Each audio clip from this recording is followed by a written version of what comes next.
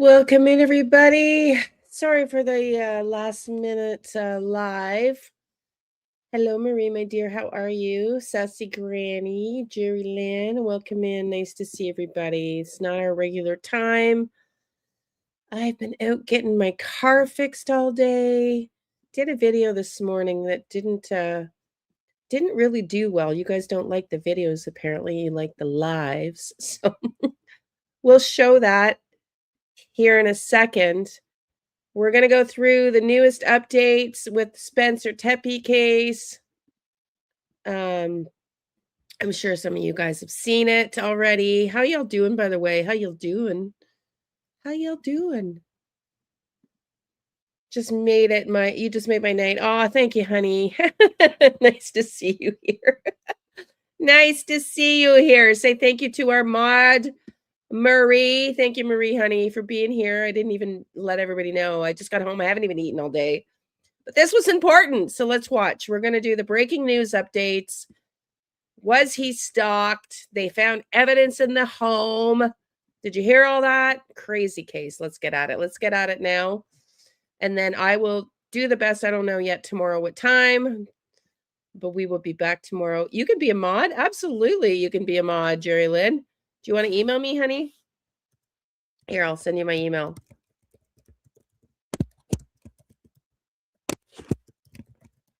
Yeah, you can absolutely be a mod, honey. Thank you for that. Okay, let's watch this breaking news. Prices right now. We'll get you right back to the game. There's an update on a major case in Columbus. Columbus Division of Police providing an update. Elaine Bryant is at the podium about it. So just wanted to go over a little bit of the timeline. On December 30th, 2025, at approximately 10:04 a.m., Columbus Police Patrol officers were dispatched to the 1400 block of North 4th Street on a well-being check. Officers arrived at scene and located the 2 adult victims suffering from apparent gunshot wounds. We now know that they were identified as Mr. Spencer Tepe and Mrs. Monique Tepe. Their 2 small children were also found in the residence, physically unharmed. On January 10th, 2026, detectives filed warrants charging Michael D. McKee, 39, with 2 counts of murder in the deaths of Spencer and Monique Tepe. Mr. McKee was arrested in Rockford, Illinois without incident. He's currently incarcerated in the Winnebago County Jail and awaiting extradition to Columbus. We believe at this point, we have the person responsible for the murders of Monique and Spencer Tepe in custody, and that person is Michael McKee. This is still an active and ongoing investigation. Detectives are still going through evidence, tips, and videos. We can't speak to all the specific details related to this case, so we don't want to jeopardize the ultimate goal of conviction. But what we can say, this was a targeted attack. This was a domestic violence related attack. As we know, McKee is the ex-husband of Monique Tepe. This was a targeted attack.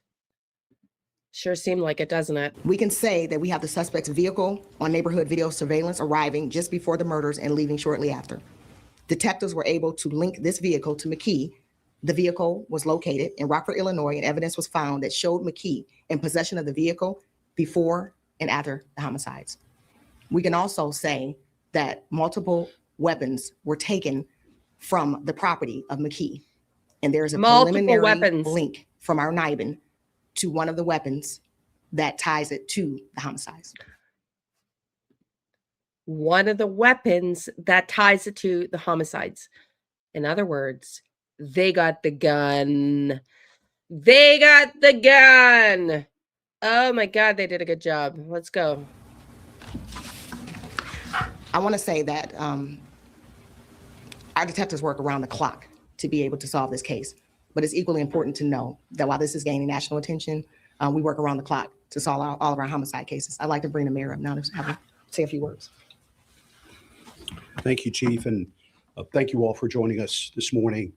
I want to thank Chief Bryant, the women and men of the homicide division who have done an incredible job on this case and so many other cases, 100 cases solved in 2025 because of their tireless work and professionalism and tips and information from the community that helped us achieve such incredible solve rates. I want to thank also members of the press for sharing timely information, including the video footage of the person of interest that we know now is Mr. McKee.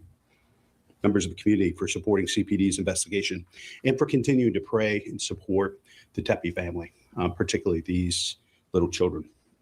Just want to take a moment to express gratitude, grief, and resolve, not only for myself, but for the entire Columbus community. Grateful to the Division of Police for their professionalism and persistence, and for their tireless work and collaboration that led to this arrest. You followed the facts and evaluated every credible lead with intentionality, integrity, and care for the victims and their families. I also want to thank members of the community who stepped forward with video footage and tips. Okay, Tracy Townsend and Colin Dorsey here. We have been bringing you live coverage of Liane Bryant and Andrew Gidberg talking about the Tepe murders. We are covering this because it has gained national attention. We're going to take our coverage over onto 10 TV Plus. Right, that's free to download right now in your TV. Put it on there for free. But for now, our Price is Right viewers will send you back to regular And programming. our residents. I pray this collaboration will Welcome in, everybody. tool for solving crime when it does occur. The tips Oh, that no, were submitted honey. in this I'm case sorry, matter. honey. And I'm grateful to the I'm sorry, honey. I'm sorry to hear that. Get better. But I'm glad you came in to say hi. Thank you. residents and businesses who shared information. As Chief described, this was a targeted domestic violence attack that resulted in the deaths of 2 people and irrevocably changed the lives of their children, families, colleagues, and friends. Our hearts remain with Spencer and Monique, their loved ones, and especially the children impacted by this unimaginable loss. As this case now moves through the criminal justice process, we'll continue to respect this investigation and allow investigators and prosecutors to do their work. As Chief said, we will not do or say anything that will compromise the likelihood of a conviction. One thing we can still offer this family is the best possible chance at a conviction and justice for this unspeakable crime. We could also continue to lift up this family in our thoughts and prayers. I will continue to lift up every one of the 84 families that lost a loved one due to violence in 2025. I know the Chief and the Division of Police will too, in their thoughts and their actions. I know this case has taken on national interest, but I want to tell each of these families, these 84 families, CPD pursues every case with the same intensity, commitment, and resolve. Thank you all for being here. Thank you, sir. 84 victims? Who are the 84 victims? Did he just say that? Am I hearing something? We'll take any questions at this time. Chief, can you comment on a motive in this case? I mean, why did he allegedly kill Monique and Spencer and also leave the children alive? At this time, we cannot comment on the motive. Again, part of the investigation. Did you find any other evidence in his home in Lincoln Park? What I can tell you is that we did search his property and we have evidence, but I can't speak to any specific evidence. You said there were no signs. Can you tell us which police agency arrested him and where he was taken into custody in Rockford? Sure.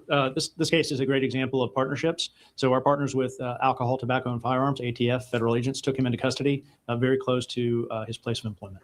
What can you tell us about McKee's whereabouts between the day of the crime and the day he was picked up? Part of the investigation, unfortunately, as we talked about, we're not able to share specifics. But what we can tell you is that we have evidence that he was there during the time of the actual homicides. You said there were no signs of forced entry. Are you able to say any more about how he got into the house? Unfortunately, we're not able to talk about that at this moment. Is there any indication he had interactions with the kids or the kids may have seen or heard anything at this point? We don't have that information. Again, part of the investigation, there's just certain things we can't talk about. Neighbors had said that they had seen McKee in the neighborhood and in front of the Tepe home days before the homicide. Can you confirm that? At this time, we're unable to talk about specific information. But again, when we get additional information, we'll be more happy to share it to the public. I know this is an ongoing investigation. I don't know if you can say this, but obviously they were divorced. Are you able to say anything about their relationship after that divorce? It was in 2017. Were they civil? I know he had a second wife as well. Again, there is the investigation is still ongoing. Just understand we're still collecting information. We're still going through a lot of evidence, and there's just some things that we can't speak to right now. Can you talk about the extradition? Will you be going to Rockford and pick him up, and when will that happen? I'll let you speak to that. Sure.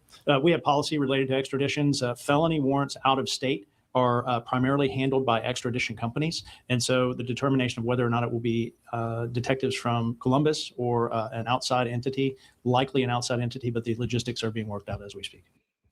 Wow, I never knew that. I've never heard of extradition companies. but they have evidence that ties him to the murders, and they have the gun. So it seems to me like a slam dunk. Do you think he's going to plead? Well, he already pled not guilty. Once he's extradited and has time to talk to a lawyer, think he's still going to go non-guilty? Any idea when that will happen? I don't know when that will happen.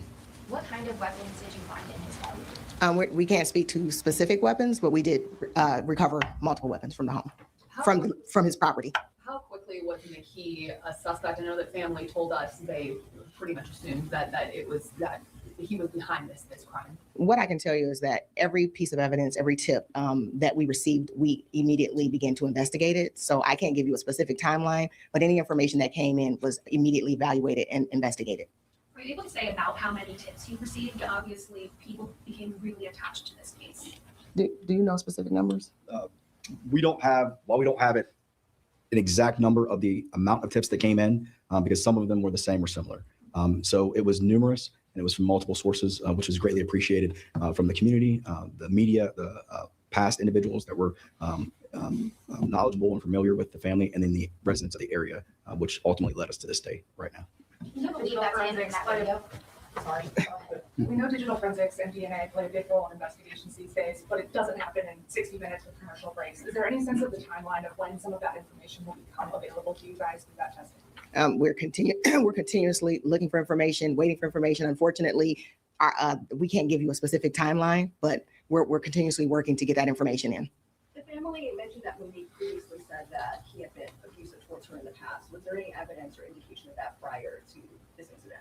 What I can tell you is that we did not have any reports, and we did not have any information related to any type of incidents regarding the ex-husband and Monique. Can you tell us if McKee and Mrs. Tepe had any contact leading up to this incident, months, weeks? Any stalking concerns there?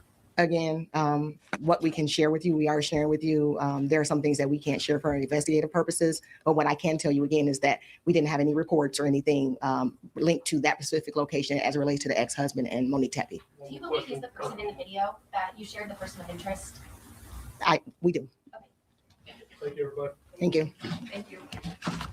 All right, you've been listening to an update from the city of Columbus, from the mayor and from Columbus Division of Police Chief Liane Bryant. The big headline there is that they did find multiple weapons, they say, from Michael McKee's property there in Chicago. Right. And what we don't know are the kinds of weapons. That was something that Chief Bryant said that's still part of the investigation. But one thing that she did talk about is that one of the weapons that they obtained from that did come back in a NIBIN report. And that is the one that they believe could be tied to that. Now, the NIBIN system, that is the National Integrated Ballistic Information Network. That's been around now for almost 30 years. And so they found that. The other point that we wanted to highlight is the issue of extradition, because as you know, as we've reported, and you were reporting this morning over by the corrections facility, they're talking about how and when they're going to bring McKee back. Right. And as you heard there, we did get a bit of an update on how and when that could happen. The thing is, we still don't know the how. That was not an answer we did get today, but we did get some clarification on the process in which he would be back here. CPD has a policy on how they transport felony assault charge or felony charged suspects in these cases.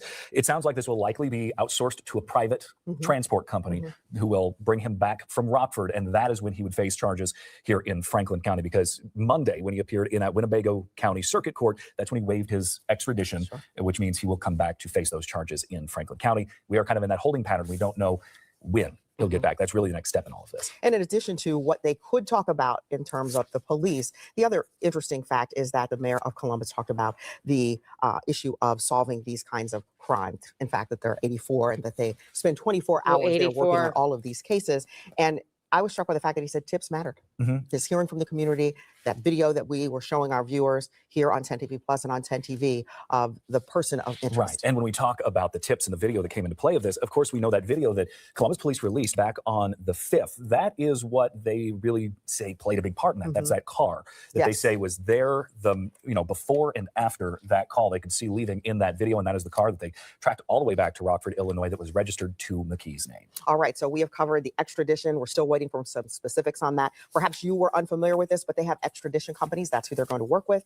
Weapons, multiple weapons were taken from McKee's property. They are calling this a targeted attack, a domestic violence related attack. Lots of things to uncover as they are working this. We are going to continue to follow the Tepe murders. And the one thing that she forgot to recap, they said, yeah, it's super fascinating that they use a relocation company. I had no idea.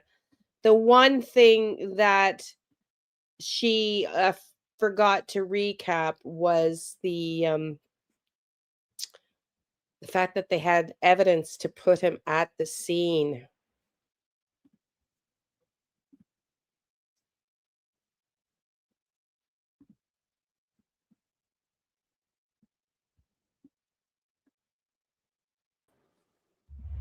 For 8 years at Stone Creek Dental Care in Ashland, Julie Clark were greeted by Dr. Spencer Tepe. Every time he walked in the office, he was always in a good mood and said good morning to everybody. He just had a happy presence about him all the time. That presence and his signature laugh filled every room. It was just loud, but it was awesome. His impact reaching far beyond the office. He just loved his patients. He really cared about his dentistry. After working together nearly a decade, You become more than just coworkers. closeness showing up in everyday moments, even the silly ones. You couldn't embarrass him. I mean, there was a time when she was working with him over a patient and accidentally the water syringe squirted him in the forehead. He had water dripping. I'm like, oh my God, I'm so sorry. He just started laughing. He's like, oh my God. Spencer and his beloved wife, Monique, were building a beautiful life. Julie and Michelle felt lucky to be a part of it. And Dr. Tepe and Monique, they loved soccer. Both of them played. We actually went to a soccer game, watched the crew one time with Mo and Dr. Tepe, and just an awesome guy. Spencer left the office last summer, yet their bond never did. It's just hard not being able to just text him. I mean, he texts us on our birthdays, on our birthday, happy birthday, on the holidays. You know, we kept in contact. Until the very end. Probably just like a couple days before even of the incident, he texted us a picture of his family. My comment back to him was just like, you guys look so happy. Yeah.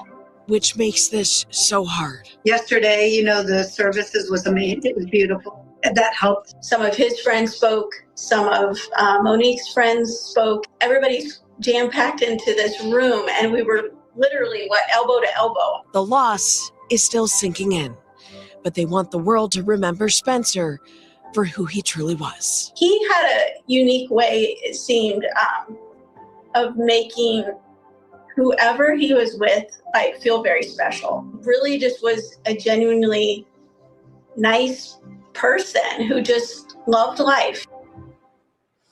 Both Julie and Michelle told me Dr. Tepe truly loved his job and his patients.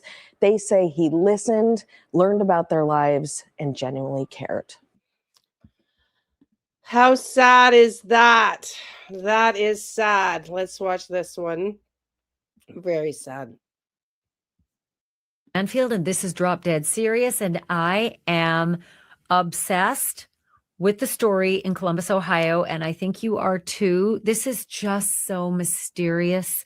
Even though we have an arrest, I have so many questions, and I'm also running through everything I've learned over decades of crime reporting as to what the police are doing right now to make their case against Dr. Michael McKee.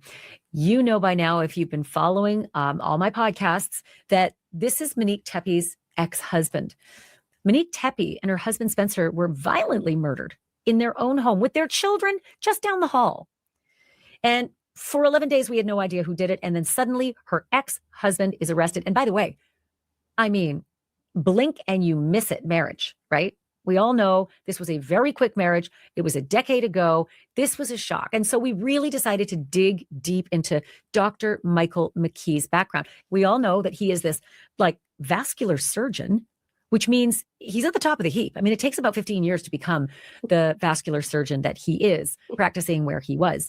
And it just defies all logic for everybody, right? And I know you have a lot of questions about the crime scene. How did he get in? If it's him, all of that, I'm going to get to that in just a minute. But the big question I had today was, what's his background? Because we did a criminal background check on this guy and he's spotless. So I'm not surprised. You can't have a criminal background and be a surgeon. But spotless. I mean, nothing. So the mystery has been, well, the divorce papers just said that they weren't compatible. But how incompatible? Like, what's the story there? It's not in black and white, but the family is now opening the floodgates. They are telling a lot more secrets about what Monique was going through while she was married and then separated from Dr. Michael McKee. And it's starting to make a little bit more sense. I don't have the full picture, but I do have some, because Rob Misla, who is a brother-in-law of Monique and Spencer's, he is talking about stuff he would not say before. I interviewed him a week ago, and I asked specifically, is there anybody who you can imagine would do this, would want this couple dead? And he said, nothing I can say, publicly, and the way he worded it seemed as though nobody at all. But when I go back and I really look into the wording, it's almost like I can't really say out loud some stuff I'm thinking. But he did not let on or indicate that there was anybody that stood out as a potential suspect. And that was by design, because the Tepe extended family and Monique's extended family, they did not want to jeopardize the investigation. So they agreed that they were going to keep quiet about a guy they had big suspicions about, a guy who now, since he's locked up, they're saying some things about that marriage. Then there's another red flag. No one at the wedding would have seen this. Nobody who watched the wedding video would have noticed. It wouldn't have stood out as, oh dear God, I sense a problem. But Monique and Spencer read wedding vows to each other, as many will do. And Monique's wedding vows were very, very curious in retrospect. She referenced waterfalls of tears in her past. And she referenced wrong relationships leading up to this joyous moment. But it wasn't so much even those words, it was her reaction when she read that. I'm going to show all that to you as well. I think it is so telling and heartbreaking when I look at it, because I almost could see PTSD now, knowing that the possibility exists that it is her ex-husband who murdered her, because he's allegedly the killer. And he's charged with the aggravated murders of both of them. I almost can see the PTSD as she's reading those vows to the man she loves, Spencer Tepe. And it is, you'll see it in a moment. I want you to say in the comments whether you agree with me. Tell me if I'm crazy. But I do want to hear your emotions about this, because I find it very emotional. So I also am going to break down something else in this episode, and it is the unbelievable amount of evidence that you can extract from a drive. And I don't mean a hard drive. I mean a road trip. If Michael McKee killed Spencer and Mo, and by the way, for those of you who have complained that I use the name Mo for Monique, that's how she refers to herself. That's how her family and friends refer to her. That was how she was commonly referred to, as Mo Tepe. So I'm not disrespecting her at all. I'm using the name that she actually used. But if Michael McKee killed Mo and her husband Spencer, that was a hell of a drive, like a hell of a long road trip. If he left from Rockford, Illinois, where he works, which I don't suspect, or if he left from Chicago, where he lives, 80 miles between those two places, it is upwards of 12 to 14 hours there and back to drive down to Columbus, Ohio. That's a long time to be on the road thinking, right? It's also a long time to be on highways that have gas stations with cameras and toll booths that register your toll tag if you've got one and take pictures of your car, and license plate readers that are everywhere, surveillance cameras that are everywhere, Google Maps that record your routes, maybe Waze even, because I use Waze all the time. Everybody has to take a bathroom break at some point and get gas, maybe even a little food in all that time. And you can't do that without stopping somewhere. And those somewheres all have cameras. Maybe you decided to use cash so that you wouldn't be tracked. Doesn't matter. You're on camera. Smile. If you pay anything anywhere, you're on camera at those gas stations. And so is your vehicle outside, right? Maybe you used your credit card. Make it even more easy. All those transactions, they get them so fast. Quick subpoenas by the police, and they can see your little financial popcorn trail. So there are a lot of ways that investigators could have tracked this very long route. And by the way, there's more routes than one to get from Chicago to Columbus or Rockford to Columbus. There are a lot of routes, like 3 that I highlighted. And routes avoided, that's also evidence. Routes you choose not to take. So Let's talk a little bit more now. I'm going to go way more into the drive in a minute with experts who know a lot more about this than I do. But let's talk a little bit about those red flags that may have been ignored, because juries need evidence, but they're not guaranteed a motive, right? Prosecutors do not have to prove motive to prove a case. And they will tell you that in openings and closings. But juries feel weird if they don't get it. And it's just the natural human tendency to ask, but why? That's motive, right? The number one question we have is like, why? Why would this happen? So without having to prove motive, juries want it, so prosecutors work to get some of that. And quite frankly, Monique Tepe's short first marriage to Dr. Michael McKee might just hold the clues. Sources were hinting that it was an acrimonious marriage. Things were bad, but now family is confirming it. He made threats on her life. I'm going to let the family members say that for themselves, and you're going to hear it. I'm going to let the family members say that for themselves, and you're going to hear it for yourself. But I spoke with Anjanette Levy on my podcast just last episode, and she got sources who said Mo wanted out of that marriage. He did not. So it was a one-way rejection. And that's why I tend to use the word jilted. You know, she was the one who filed for divorce. She was the one who bought the wedding ring and the engagement ring. That's in the documents. Her divorce documents say I paid for it, right? In the separation of property. So what we're really going to want to drill down on eventually is whether there was violence during this marriage, after this marriage. Was there stalking during the separation, after the marriage? Cyber stalking, actual stalking? There's a lot that, will help prosecutors get to motive if they can get evidence of that. And I don't think it's going to be tough given what you're going to hear a little bit later in this podcast, what the family members are saying about that. I did a video this morning. Hey, Donna. I've been crazy today, so I haven't been able to respond to any emails. It's been a wild day. This morning's video I did was on the stalking. So we're going to look at that after this.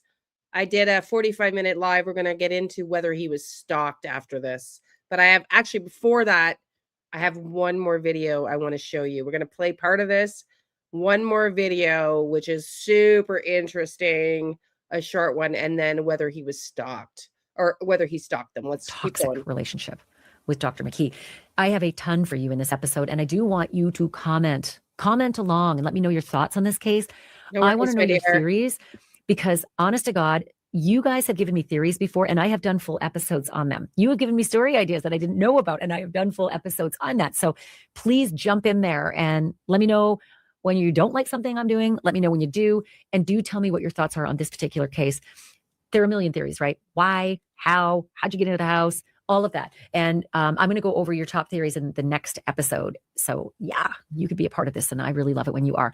Let me start right at the beginning, because prisons and jails are full of people whose pathways absolutely seem destined from the moment they were born. Am I right? Their tragic childhoods prepared them for tragic lives. But then there's Michael McKee, accomplished and affluent, a vascular surgeon, highly trained, and now charged with 2 counts of aggravated murder for his ex-wife and her second husband, Spencer Tepe. As of this recording, and it is January 13th, it happened 2 weeks ago today, those murders. So in the world of true crime solving, this is pretty quick. Those cops did a great job, right? But I want to tell you something about Michael McKee's background. If you are the parent of a standout student who aces every test and collects gold stars by the pound, cover your ears, because that was Michael David McKee before he was Dr. McKee. He was originally of Zanesville, Ohio. Young Michael made the local paper, the Zanesville Times Recorder. That was way back when he was in first grade. And he won honorable mention in a poster contest that was sponsored by the state. So he got a really good start, off to the races. Then by age 13, he made the papers again because he wowed a state science fair and did a great project, made the papers. The year after that, it happened again. He made the front page because he won a spelling bee. So science and art and spelling. I mean, he ran the gamut of being a winner in all of those categories. And the winning word that Michael McKee spelled for the spelling bee that launched him onto the front page was siege. And Michael McKee said, quote, "I was a little nervous right up until the end," end quote. And the accolades just kept coming in high school. Dr. Michael McKee, as a high schooler, was 5th in his class, a National Merit Scholar, and a varsity football player. So safe to say prison was nowhere on the horizon for this guy. He was destined for great things. McKee studied medicine, I told you, at Ohio State University. And again, shocker, that's where he made the honor roll yet again. And you know who else went to Ohio State? McKee's future wife, Monique, and Mo's second husband, Spencer Tepe. And again, we do not know if these three ever converged. We don't know how Dr. McKee and Monique even met or hooked up or fell in love or where that happened. But we do know that in August of 2015, just 1 year after McKee got his medical license, Monique and McKee were married. So as I've reported before, they separated just 7 months later. They divorced 15 months later. Dr. McKee would go on to be licensed in California, in Maryland, in Virginia, in Nevada. And in 2024, he picked up another license, got licensed in Illinois. And he signed on with a hospital in where? Rockford, Illinois. You know, the place where they arrested him. I should be real clear here that since his arrest, we went in to check his profile at his workplace, and we discovered that his name has been scrubbed from the website, like he never even happened. There's no mention of Dr. McKee anywhere at his workplace in Rockford, Illinois. So I can only imagine. He worked at a child medical center. What it's been like for them, these coworkers, you know, we all hold doctors to a very high standard, right up there with judges, right? It's the reason judges sit higher than us in the courtroom. They're on a dais because they are higher than us in society. And so are doctors. They take a pledge. Do no harm, right?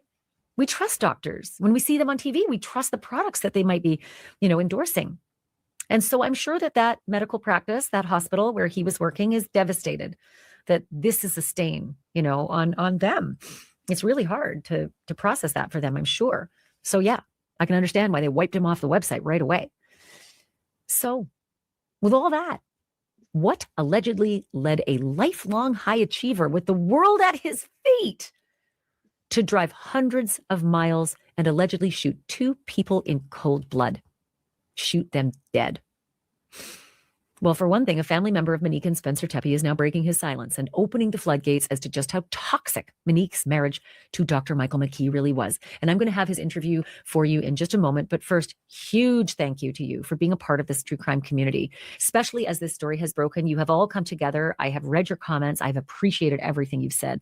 Also want to thank my sponsors because they make this happen as well, like Just Thrive. I want to talk about something really important for just a quick second, your health and your well-being. If you're watching true crime, take care of yourself as well. And if your gut is off, everything can be off. Your digestion, your energy, your mood, even your focus. I had a long conversation with Gigi McKelvey. She's the host of the podcast Pretty Lies and Alibis. She has been digging on this story from the very start. And we talked on my News Nation show. Here's a look at our conversation. All right. So Gigi, thanks for being on. First of all, your reaction as a true crime podcaster to the arrest of this vascular surgeon. I tell you, I didn't have him on my radar as somebody who would possibly do this because the length of time that they were together versus the 8+ years they've been apart, I thought, well, you know, a lot of times past, he's moved on. But, you know, jealousy and rage is such a powerful emotion. And I think it trumps common sense or all of the straight A's or however many times you've been in the newspaper or the fact that you're a vascular surgeon. I think that over the past 8 years, it's going to be interesting to see his online activity. How often was he stalking them? Was he seeing her public profiles of a very happy marriage? Then come the children and think that should have been me. That's all I got, Ashley. I can't think of any other reason why a man who easily could find a woman who wants to marry a vascular surgeon and live in a nice place like that, but seems like he never married again and makes me wonder, did he just never get over her? And we have been digging for some kind of a presence for this guy, a dating profile, any girlfriends, any social media. And we're coming up pretty empty-handed. I'm wondering what you're finding. Finding the same thing, which is nothing. He has even his medical pages, most of the times they'll have a photo of the doctor, none of him. I have found nothing online as far as social profiles. I've went to the Wayback Machine to look back for 10 years. And there's just nothing other than, you know, the mention of, well, he got this in high school. Nobody cares about high school or how smart you were. You murdered an innocent couple with 2 small kids. It kind of all goes out the window.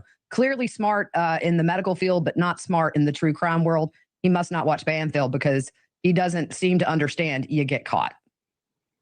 And of course, innocent until proven guilty. So all of it allegations until a jury or he himself might plead guilty. That's we're getting over our skis there, though. But, you know, I interviewed a neighbor of his from that beautiful high rise. She said, building full of professionals. She knew him. She used to say hi to him all the time. They spoke at the barbecue on the roof and the pool area on the roof, said he was very nice. But apart from that, I'm not seeing anyone come out in support of Dr. McKee. No friends, no family, but for one person who said this was all very difficult. He was both friend and family, and he's since deleted that post. Yeah, I mean, that's the thing I've noticed too. I've looked everywhere to see if anybody who knew him has come out and said, hey, we're shocked. You know, we had no idea other than the neighbor. Nothing. Everybody is very silent. You know, on the other hand, the Tepes, just wonderful things said about them. But, you know, people definitely can live these secret double lives behind closed doors. And I have a feeling, you know, allegedly that's what happened here is over time. He just got more and more upset and just a tragic case. But no, I have found nothing on this guy. It's almost like he doesn't exist online. Now, what about the medical licenses? Because we haven't seen him practicing in California. We certainly see the practice. It's a children's group in Illinois. But, you know, he's got multiple states, medical licenses in multiple states. Do you read anything into that? No, and that's really that's not uncommon with physicians. It is a long, lengthy process to get your license in any state. So when you get those licenses, you tend to keep them up. So, you know, if he did his residency in another state from where he went to school or his fellowship in another state, he would get those licenses and likely maintain them, or he could have got them just to have in his back pocket in case he got a wild hair one day and said, I want to move to California or I want to move to here or there. There's a lot of reasons. It's not really anything suspicious as far as that goes. Gigi McKelvey, true, you know, you're just one of the best, and I've got you on speed dial. So thank you for this. Pretty Lies and Alibis host. Hope you'll be back. Thanks, Ashley. Back when police only had a quote unquote person of interest in the Tepe murders, before they had a suspect in custody, a relative of Monique and Spencer Tepe told us that he knew of nobody who might want this couple dead. In hindsight, though, there are good reasons that Spencer Tepe's brother-in-law might not want to have spooked Dr. Michael McKee by saying something on TV to me. I was wondering the same thing. And I was wondering if him saying, oh, don't look at that video may not be anything, excuse me, was also to protect the integrity of the investigation as they were closing in on Michael McKee. But with Monique's ex behind bars now, he can freely speak his mind, and he is doing just that. He told NBC News that there were red flags galore in Dr. McKee's relationship with Monique. She was terrified because he had threatened her life on multiple occasions when they were married. Rob Misla sharing with NBC News what he says Monique Tepe told him about her brief and troubled marriage to McKee. His account backed up by a second family member. So she wasn't shy about talking to people about traumatic experiences that she had with her ex and just how emotionally abusive he was to her. It affected her to this day. Do you know if the abuse was ever physical? I don't. If any of us had known that these threats were actually grounded in possibility, we all would have acted differently. Again, in hindsight. Horrible. So sad.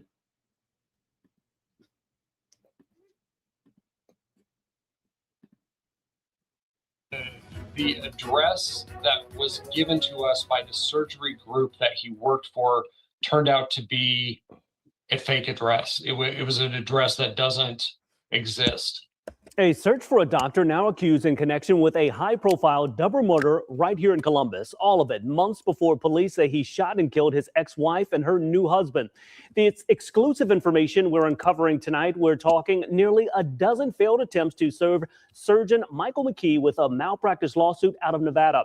Good evening, and thanks for joining us tonight at 6. I'm Rodney Dunnigan. And I'm Isabel Hinson. The attorney who filed that lawsuit says recent attempts led to fake addresses, questionable state-issued phone numbers. So, yeah, we covered here that there was alleged lawsuits. He was named in a lawsuit. We covered it. Now they're coming out to show it was true. And not only did we just hear from Gigi and Ashley that he was scarce in social media, you're going to be surprised to hear they couldn't find him when they were filing the lawsuits. And yeah, Sad for his family. And yeah, now they can speak about it, but they couldn't locate him, which is crazy. And claims that Dr. McKee had just disappeared. Investigator Lisa Rontola joins us live in studio to break down her findings. Lisa? Well, months before, police say vascular surgeon Michael McKee killed his ex-wife and her new husband in their Wineland Park home. He was added to a malpractice lawsuit out of Nevada. The lawyer who filed that suit says the normal process to serve Dr. McKee with that suit became very abnormal. In this exclusive interview, Las Vegas lawyer Dan Laird tells me Dr. McKee seemed to have vanished. Months before walking into a Chicago area courtroom this week, arrested for the Columbus murders of his ex-wife and her new husband. How serious can these cases be? They can be very serious. Vascular surgeon Michael McKee was added to a malpractice lawsuit out of Las Vegas, which claims he failed to train a physician's assistant who injured a patient at Las Vegas Surgical Associates LLP in 2023. Las Vegas lawyer Dan Laird filed the case. Some physicians who are sued for the first time take it very personally and heavily, and it can be devastating. But Laird can't say how Dr. McKee responded. Since September of last year, McKee was unable to be found. Dr. McKee almost really became a phantom, a ghost, if you will. That's what it seemed like. In this declaration of due diligence filed with Nevada's Clark County District Court, Laird's process server lists at least 9 times of trying to track down Dr. McKee. He said McKee's address provided by the medical group doesn't exist. There is no... What? The address provided by the medical group doesn't exist. Wild. Such street, there is no such address. McKee's phone number listed with the Nevada Medical Board led to a fax tone from a fax machine. In October, Laird's team reached out to the other surgeons listed in the case, McKee's former colleagues, for the vascular surgeon's current contact. What did Dr. Caravella say? He said he has no idea where Dr. Michael McKee is now, said he just disappeared. Don't they leave some sort of contact? So they tend to be highly responsible people. They're not the kind of people who just disappear suddenly. And this was very surprising to us. With more dead ends on social media like Facebook and LinkedIn, Laird tracked McKee to Rockford, Illinois in November. Repeated phone calls were not answered or returned. He did not know McKee's ex-wife Monique Tepe and her new husband Spencer were shot and killed in their Columbus home in December. And McKee was charged in both murders this month. I told him that this week. Shocking. If you listed out the people who would likely be to be accused of committing a double homicide, a fully trained vascular surgeon would be at the bottom of my list. A judge granted the declaration of due diligence in the malpractice case in October. That means McKee can now be served in the malpractice lawsuit with a notice filed in the newspaper. This is only the second time in 12 years. Lawyer Dan Laird tells me he's had to do this. I did try to call the medical group where Dr. McKee worked in Nevada. No one called me back. On your Wow. So the medical office didn't even call her back. Absolutely wild. Here's what I put together this morning. We're going to watch that and then we're going to keep going. We're going to be asking the really hard question. Did Michael McKee actually stalk Monique Tepe? Or has the story around him been twisted? Then I promise what we're going to get to is we're going to walk through what the family is now saying about the threats that Michael made against Monique. Stay tuned.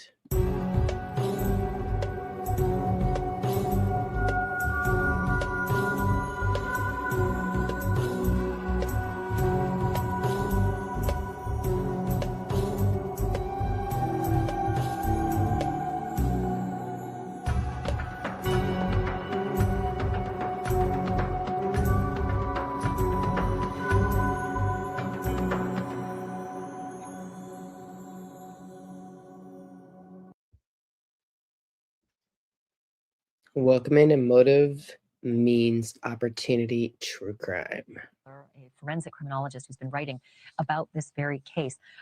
Laura, thank you so much for being on. I really appreciate this. Look, I spoke with the Tepe's brother-in-law a week ago, and it seemed as though there was no one on the radar for the family members as to who could have done something this awful.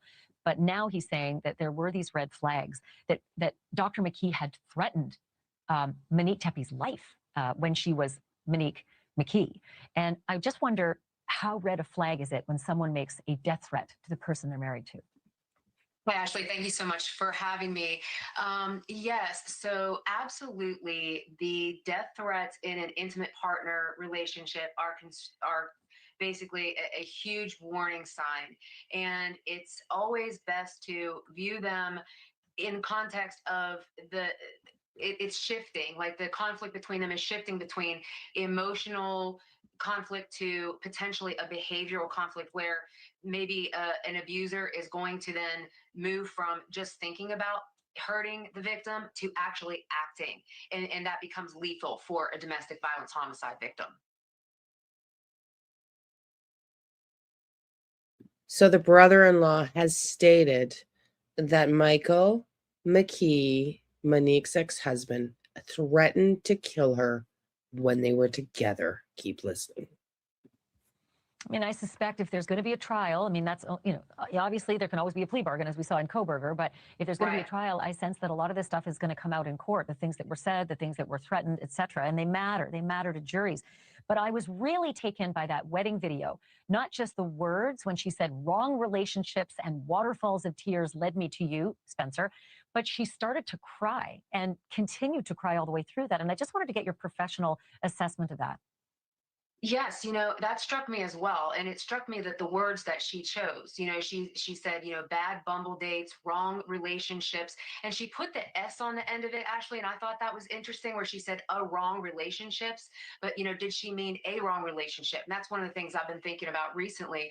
In addition to that, then she said the last part of it was about the waterfall of tears. And so for me, it kind of the summarizing statement that kind of went through my mind was that she went on a journey and there was a tremendous amount of emotional growth through trial and error.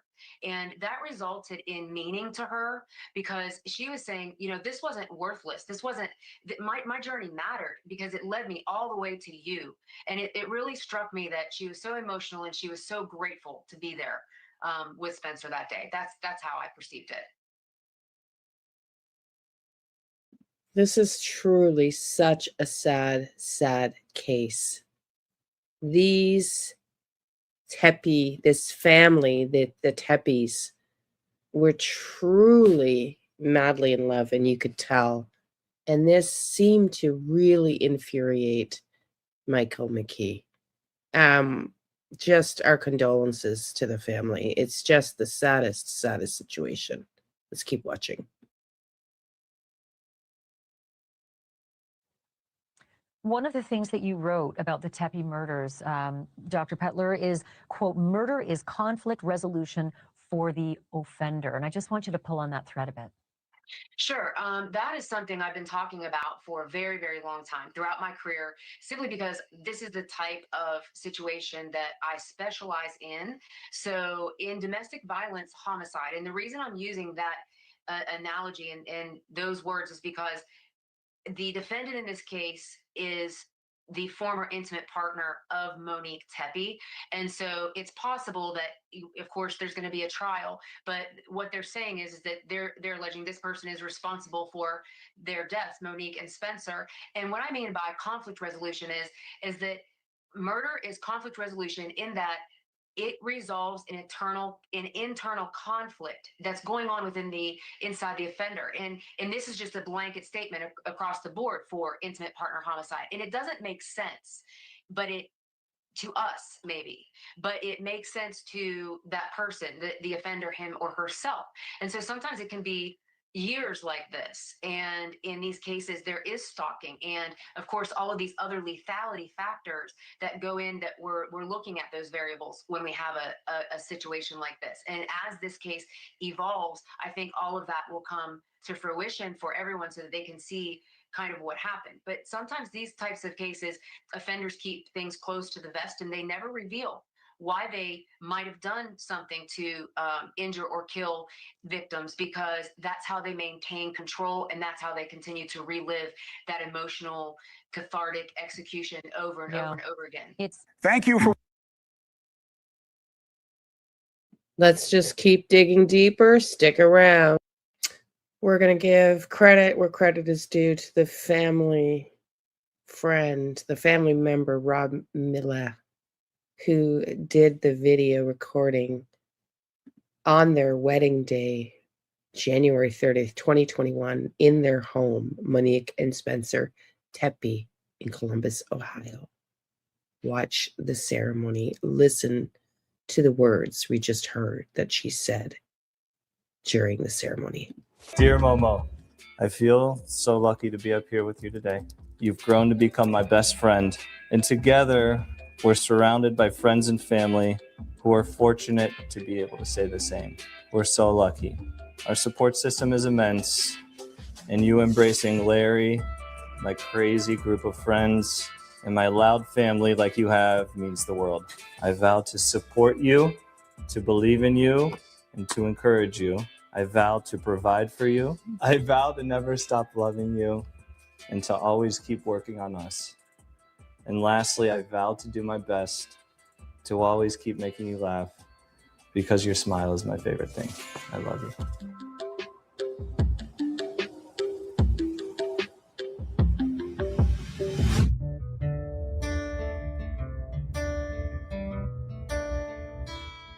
Please say some prayers while we watch this video. Let's keep going.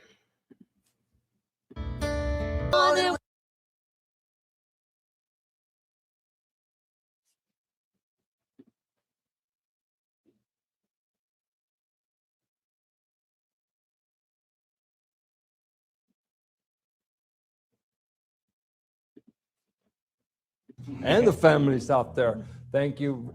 The brooms and the bride, they want to say thank you very much for the attendance and thank you for your contributions and happy thoughts. You know, I'm going to start out with a little story. You know, I was kind of taken back, you know, when Monique approached me a couple weeks back and said, hey, Dad, I want you to do the ceremony for me.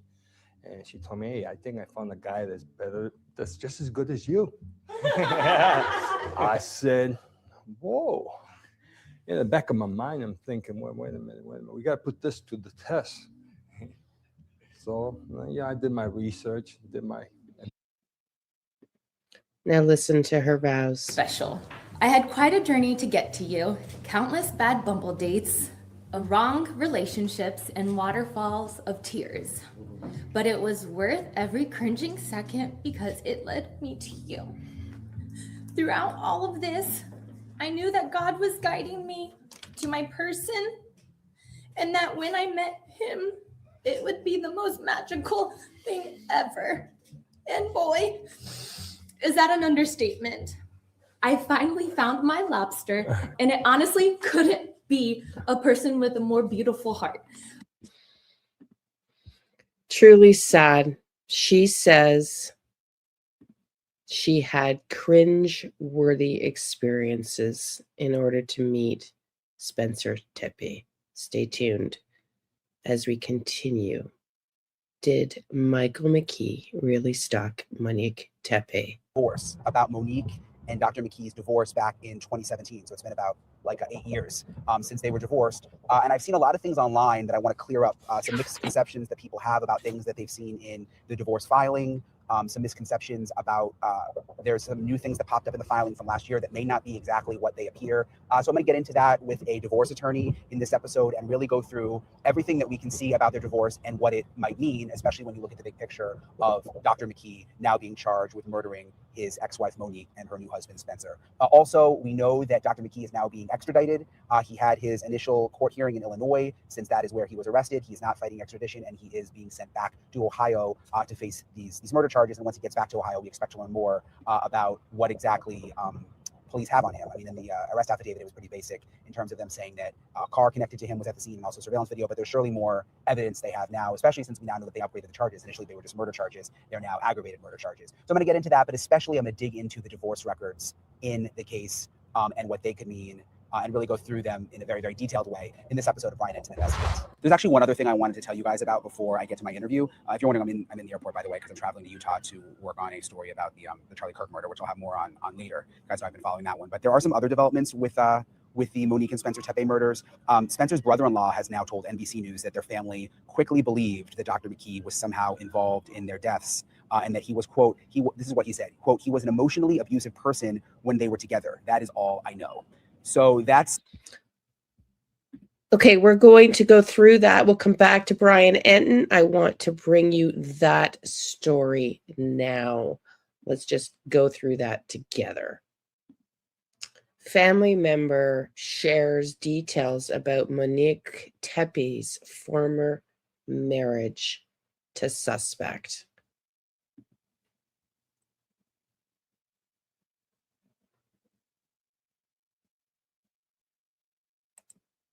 Let's watch because... Tonight, Spencer and Monique Tepe's brother-in-law tells NBC News when the family first learned the couple had been murdered, only one possible suspect came to mind, Monique's ex-husband, Michael McKee. She was terrified because he had threatened her life on multiple occasions when they were married. Rob Misla sharing with NBC News what he says Monique Tepe told him about her brief and troubled marriage to McKee.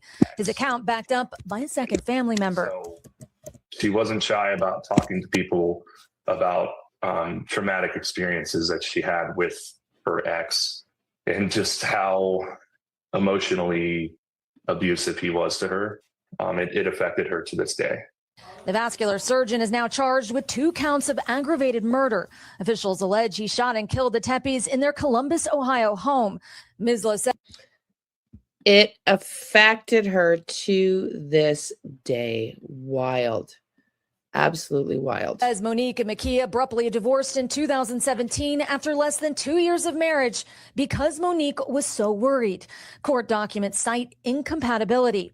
Misla says he's unaware of whether he had made any recent threats. Do you know if the abuse was ever physical? I don't. A public defender representing McKee says he intends to plead not guilty. If any of us had known that these threats were actually grounded in possibility, we all would have acted differently. Aaron McLaughlin, NBC News, Rockford, Illinois. That is so sad to hear. If any of us had known that these threats were going on, we would have acted differently. That is so sad. Let's keep watching Brian Enton's deep dive. Something new on the record from the brother-in-law. We had heard from an unnamed source in the family that they thought that it was Monique's ex, Dr. McKee, but now he's saying this on the record, according to NBC News, quote, he was an emotionally abusive person when they were together. That is all I know. Also, according to Fox, there was a downward spiral that was happening with Dr. McKee after I had actually found out that he was working in Nevada for a while. He was working in Nevada and also in California at one point, which some people that I was talking to were saying that was a little strange for his career path to be moving around so much. Fox News is reporting that there was a downward spiral that had to do with his job performance, basically saying that he had issues when he was working in Nevada. Let me find this.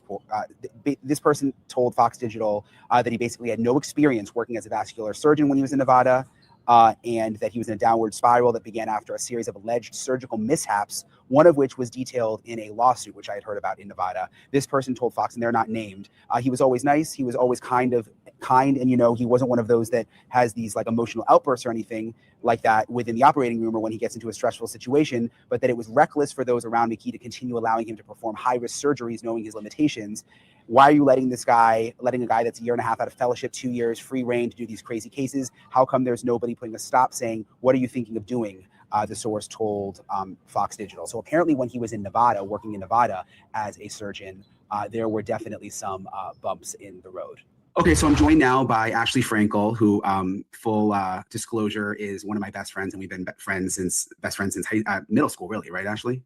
Middle school. Yeah, middle school. But she's also an amazing divorce attorney based in Miami. So she's the perfect person for me to talk to about the divorce of Michael McKee and Monique Tepe. And there's been, as you know, Ashley, there's been like a ton of rumors out there and speculation about a lot of things. So I wanted to just go through the divorce docket with you. And of course, we don't have all the supplemental materials. All of that is kind of locked out from public view, but there are some things that we can learn from looking at the docket and maybe clear up some of the rumors and misconceptions. So first of all, thank you, Ashley, for doing this with me. Of course. I appreciate it. I want to start, and we're going to work our way to the beginning of the divorce, and it looks like it was finalized in 2017. But one thing a lot of people actually are picking up on is that in the record, there are some lines, it looked like something new happened in June of last year. It says original copy of hearing notice, that there was a continuance. So it goes from no activity, 2017, 2018, and then there's nothing. And then there's these lines that pop up in 2025, which a lot of people are thinking, gosh, did something happen to cause this? Was she complaining about something? Was there some kind of abuse happening? What do you think those lines are? So full disclosure, I'm not licensed in Ohio. Every state has different laws. There's a lot of similarities between jurisdictions, but when I opened the docket, the first thing I saw was that the status of the case was closed. And typically, if there was post-judgment activity going on, it would say something like reopened to reflect that, there was some sort of filing, either a petition or a motion. And that happens when someone, doesn't comply with an agreement, doesn't do what they were required to do. When I first heard that, I thought it was unusual given the short duration of the marriage, the fact that they've been divorced for a long time. They don't share kids. As far as I know, they don't share custody of pets. And so I really thought it was odd that there would have been any post-judgment litigation unless there was some sort of obligation in their settlement agreement that he or she had violated. So when I looked at the docket, I saw the first entry in 2025 just said continuance. And that was odd because I would expect to see before that, like I said, some sort of a filing before just noting like a continuance, which is essentially, a delay of an event, of a hearing or a trial or whatever. And then the entries after that, let's see, they say original copy of hearing notice filed and then strike schedule date. So what I believe could have been the case is that this was simply a clerical error and that it was misdocketed like from another case. Okay, this woman is Brian Enton's great friend. We all know and love and trust Brian Enton. Do you think this was simply a clerical error and this case is one error after another, with the police officer going to the wrong house, the 911 operator just being so lackadaisy when the calls first came in, and now a clerical error in their file?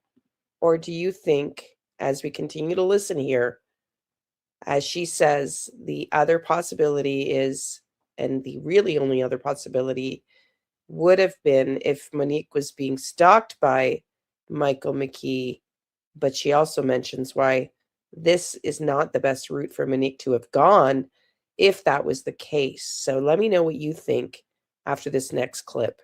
Do you think Michael McKee was stalking Monique and Spencer Tepe? And after this clip, we have another interesting short clip to show you that might help you decide that statement, decide the answer to that question, rather. Keep listening. And that happens sometimes, right? Because when you have people manually inputting information, if they get one number of the case number wrong, it could result in, this appearing on the wrong docket. That's what I think happened, but I don't know for sure. Likely a mistake, because why would this just pop up, 8 years later? But do these things, would they ever reopen a case like you said, it also says closed, which goes even more to your point that it is still closed, but what would come up where something legit would reopen a file like this, like 8 years later? Does that ever happen? I wouldn't see that often. Usually, post-judgment litigation has to do with like if you have a support obligation, which I don't believe there was any here, given that they don't share kids and it was a short, duration of the marriage, or if like one of them was supposed to transfer property to the other and failed to do that, or which would have probably been the most likely scenario here. Like if they, a lot of people have been talking about this mutual restraining order. And I think they are reading more into that than what it is because of the word restraining order. Here in Florida, that would mean like you can't be within, a certain amount of feet of someone. But in Ohio, I've just learned from, watching TV and listening, to other people talk about this case that that's just like an automatic thing, and it prevents both of them from like harassing each other, meddling into each other's business. And neither of them have to ask for that. It's just automatic. But that would have been the only scenario that I could see post-judgment litigation arising here if one of them had somehow violated that restraining order. And for instance, if he was like harassing her or, you know, vice versa, then I could see possibly something happening. But even then, I don't think she would have filed something in the divorce case in Ohio. I think she would have gone down to the police station or the courthouse and gotten an actual restraining order, which would include like stalking, harassment, even if it's like text messages or on social media, you would still go get an actual restraining order. That makes complete sense to me. That she, if they were being stalked, that she would call and get a restraining order versus going back to the court. What do you think? I mean, it's really hard to say here. Really hard to say, especially with the little video clip of possible thought processes that one creator put into after this. Stay tuned. Keep watching. So the restraining order listed in the divorce case is just standard in Ohio, it seems. It's not a real in- restraining order, like you can't come within 10 Correct. feet of me. Correct. Okay. So going back to the beginning of the record from when this all started back in 2017, what stands out to you? I mean, does it seem like a fairly basic divorce? It seems like the most basic divorce. There was no, as far as I can see, there was no motion practice. You know, even though that I heard that they were together for several years before getting married, they were only, as you know, they were married for less than a year. Basically, after she filed, because she was the petitioner, the case was closed within 2 months. So I assume during that time, you know, maybe they were making some financial disclosures to each other and agreeing on a property settlement agreement. They could have been working with a mediator during that time or some sort of a neutral third party, but there's really nothing that sticks out to me. I believe that he did not have a lawyer, and I think that she did have a lawyer. So her lawyer would have been dealing with him, and, you know, I don't know how much property they could have accumulated during the short duration of the marriage, but that really would have been the only thing that they could have been doing, other than, you know, complying with like requisite paperwork that the court requires in order for them to get divorced.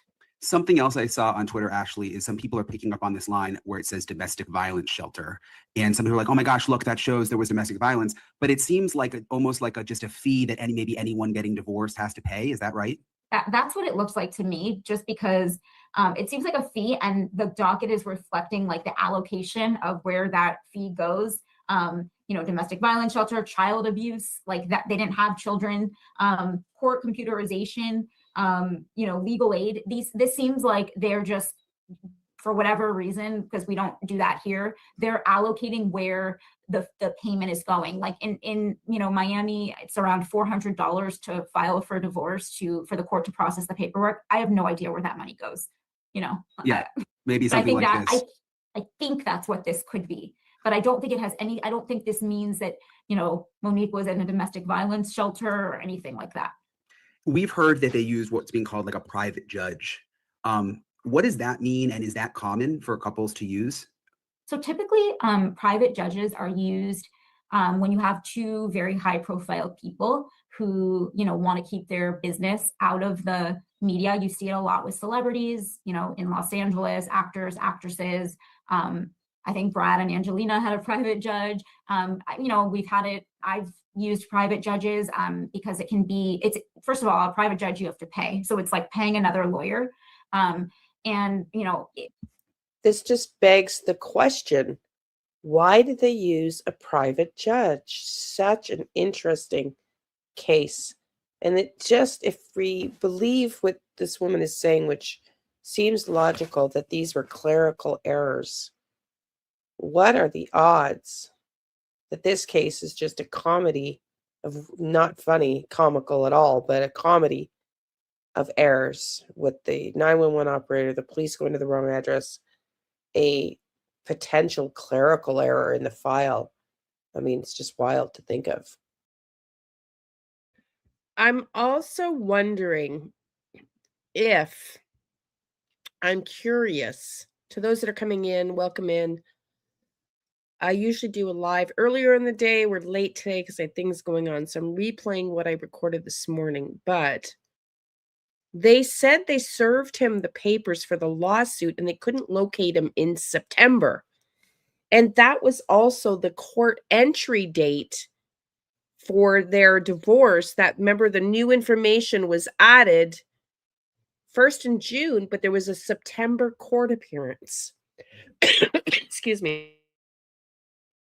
So I'm curious, and I'm wondering if the lawsuit, the 7 times they were quartered, I think he said that they weren't able to reach Michael McKee in the lawsuit because as per their divorce, Monique and McKee, Monique Tepe and McKee, who's arrested, they had to notify each other, from what I understand, if either of them moved. So now the lawsuit is looking to reach him in September, and they have 7 recordings, which we just showed you, of their inability to reach him. And I'm wondering if that is what that addition to their divorce statement is. Like, we don't know where the guy is.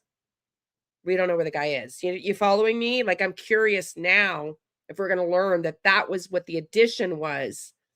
Yeah. And this private judge, he had no money or chose to not find his own attorney to represent himself in the divorce because it looks like it wasn't contested. But then they hired a private judge. There's more to this. I'm sure that will trickle out over time. But yeah, it's interesting. I got the wrong one here. How did I get the wrong one up?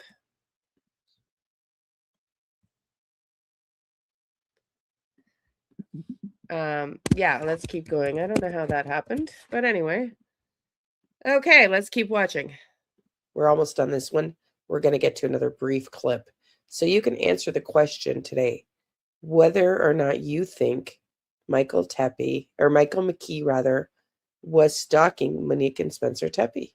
Another advantage of it is that if you have many issues in dispute and a large marital estate, you get quicker hearings. It sort of expedites the process. You know, the court system here in Miami is so backed up that sometimes, you know, I file a motion and for my client, it's an emergency. And then I have to go back and tell them, I can't get you a hearing for 6 months. And so a private judge, you know, they're not bogged down with all the cases, you know, and so they can really devote more time and attention to your matter, and it can expedite things and also keep things out of the public eye. This would not be a case that I would ever think would have a private judge. That could have a different meaning in Ohio, for instance, like because it was a shorter duration of marriage, and I don't believe that they accumulated significant marital property during their marriage. Maybe it's equivalent to like a mediator to help them resolve things. I really don't know. Or maybe it's like an alternate judge. Sometimes the judge sitting in the division has too much on their caseload, so they'll refer certain matters, usually post-judgment, but sometimes child-related matters, they'll refer to a magistrate who's like a junior judge, so to say. And sometimes retired judges will, you know, in some divisions, you know, be available to help, you know, adjudicate these like smaller things that might come up. I really don't know, but private judge is sort of odd, in my opinion, in this situation, just because they don't seem like two people who would need a private judge. It seems like such a clean and basic divorce based on the record, even though we can't read all the supplements. I'm just curious, with clients that you've had, could there have been a lot of drama behind the scenes? Could there have been abuse, and that's just not reflected in the divorce paperwork? 100%. So, you know, Florida is a no-fault state, and you know, unless if, for instance, a common example is like infidelity, and people think, you know, if someone cheats on someone, there's going to be some sort of a penalty in a divorce. You know, infidelity doesn't matter in a divorce unless marital funds were expended in connection with that affair. So if you went on like took your girlfriend or boyfriend on a big trip or bought expensive gifts, then it would factor into it. However,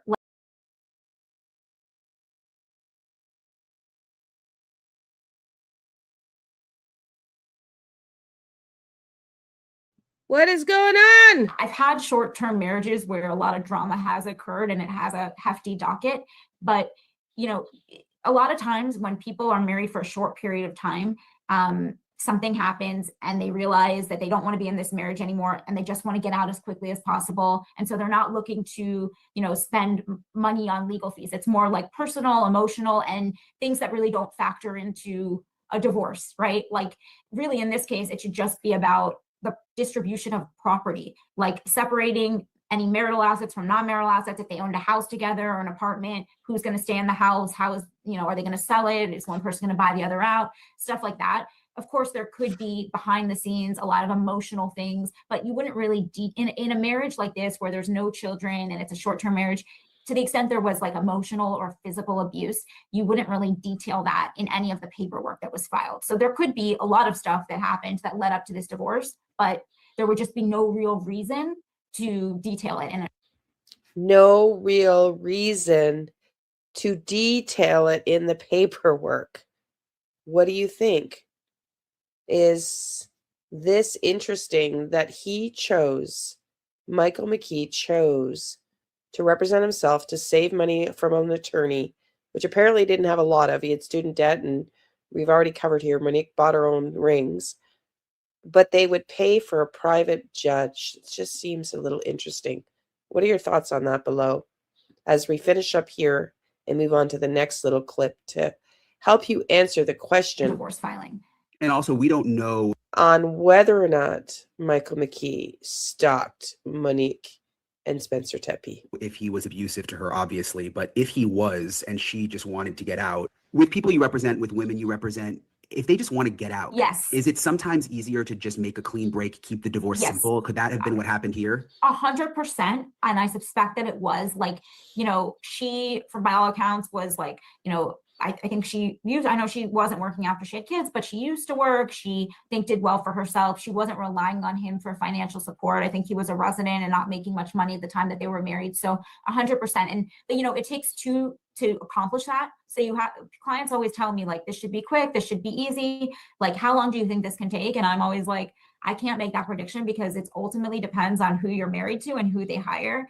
That's going to impact the outcome of your case. But like in this case, he didn't have a lawyer. He didn't feel the need to get one. And it was done in 2 months. And so it really just feels like they came to an agreement on everything. And they were both, trying to achieve the same goal. It seems to get it over with as soon as possible.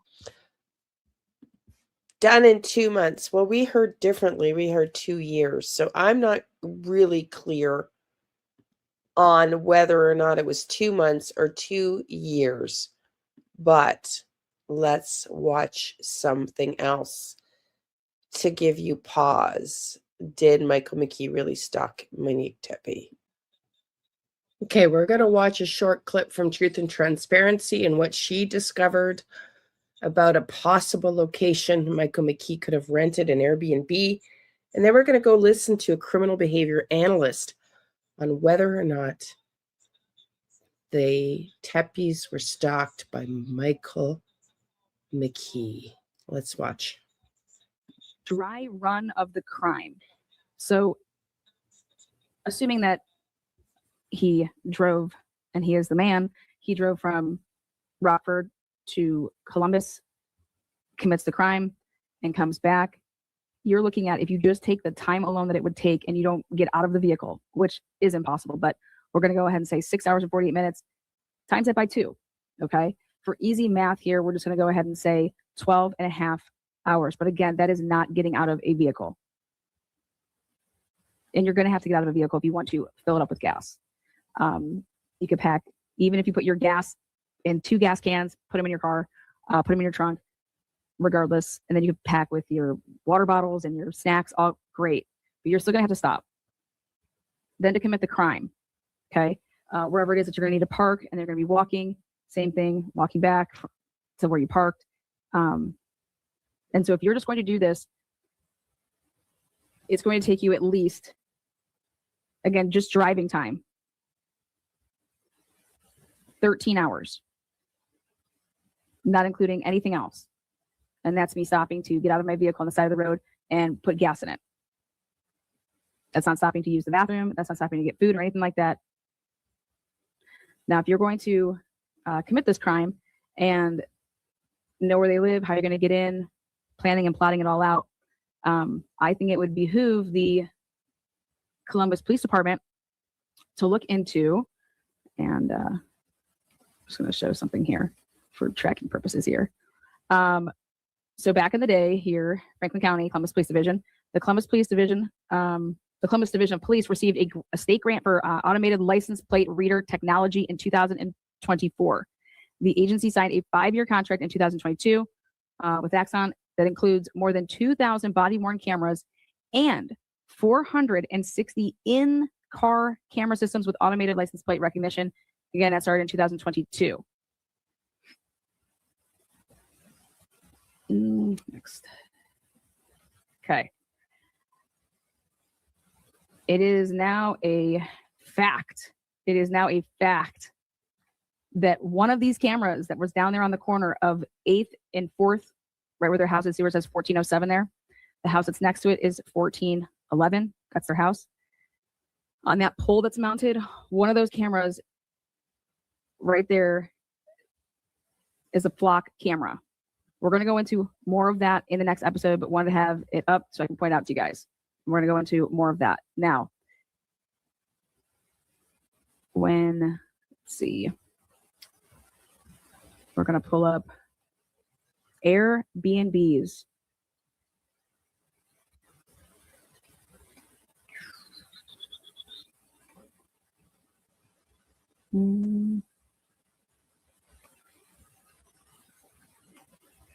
Here we go. And would you believe this? Okay.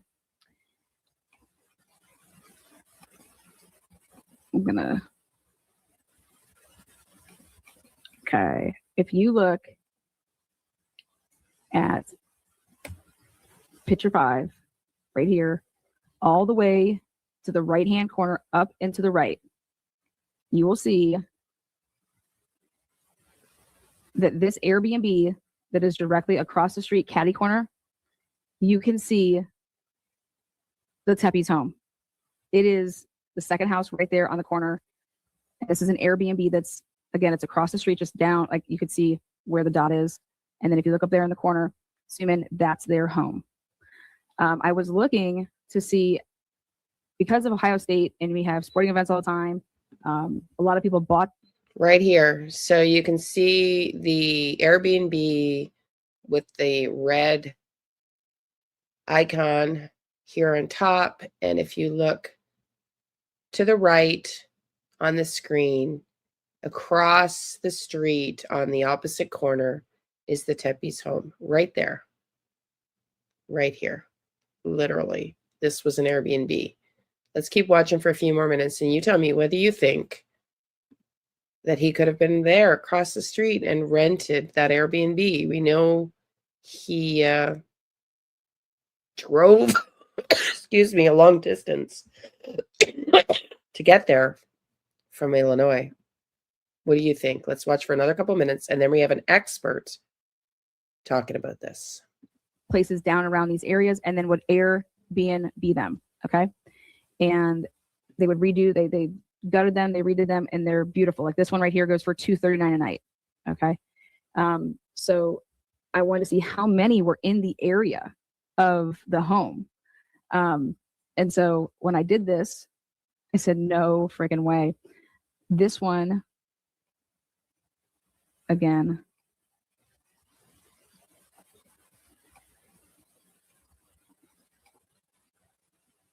this is a different angle of the street.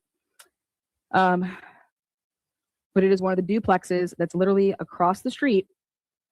And just, you can see the complexes then that just, it's literally, you could throw a snowball and make it almost at the house because even everything's like closer down there.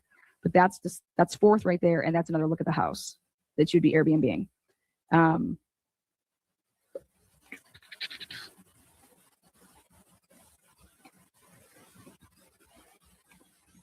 There you go. Look at this.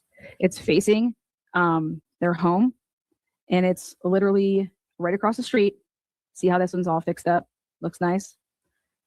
And in the back, you could park back here in the back of the house. And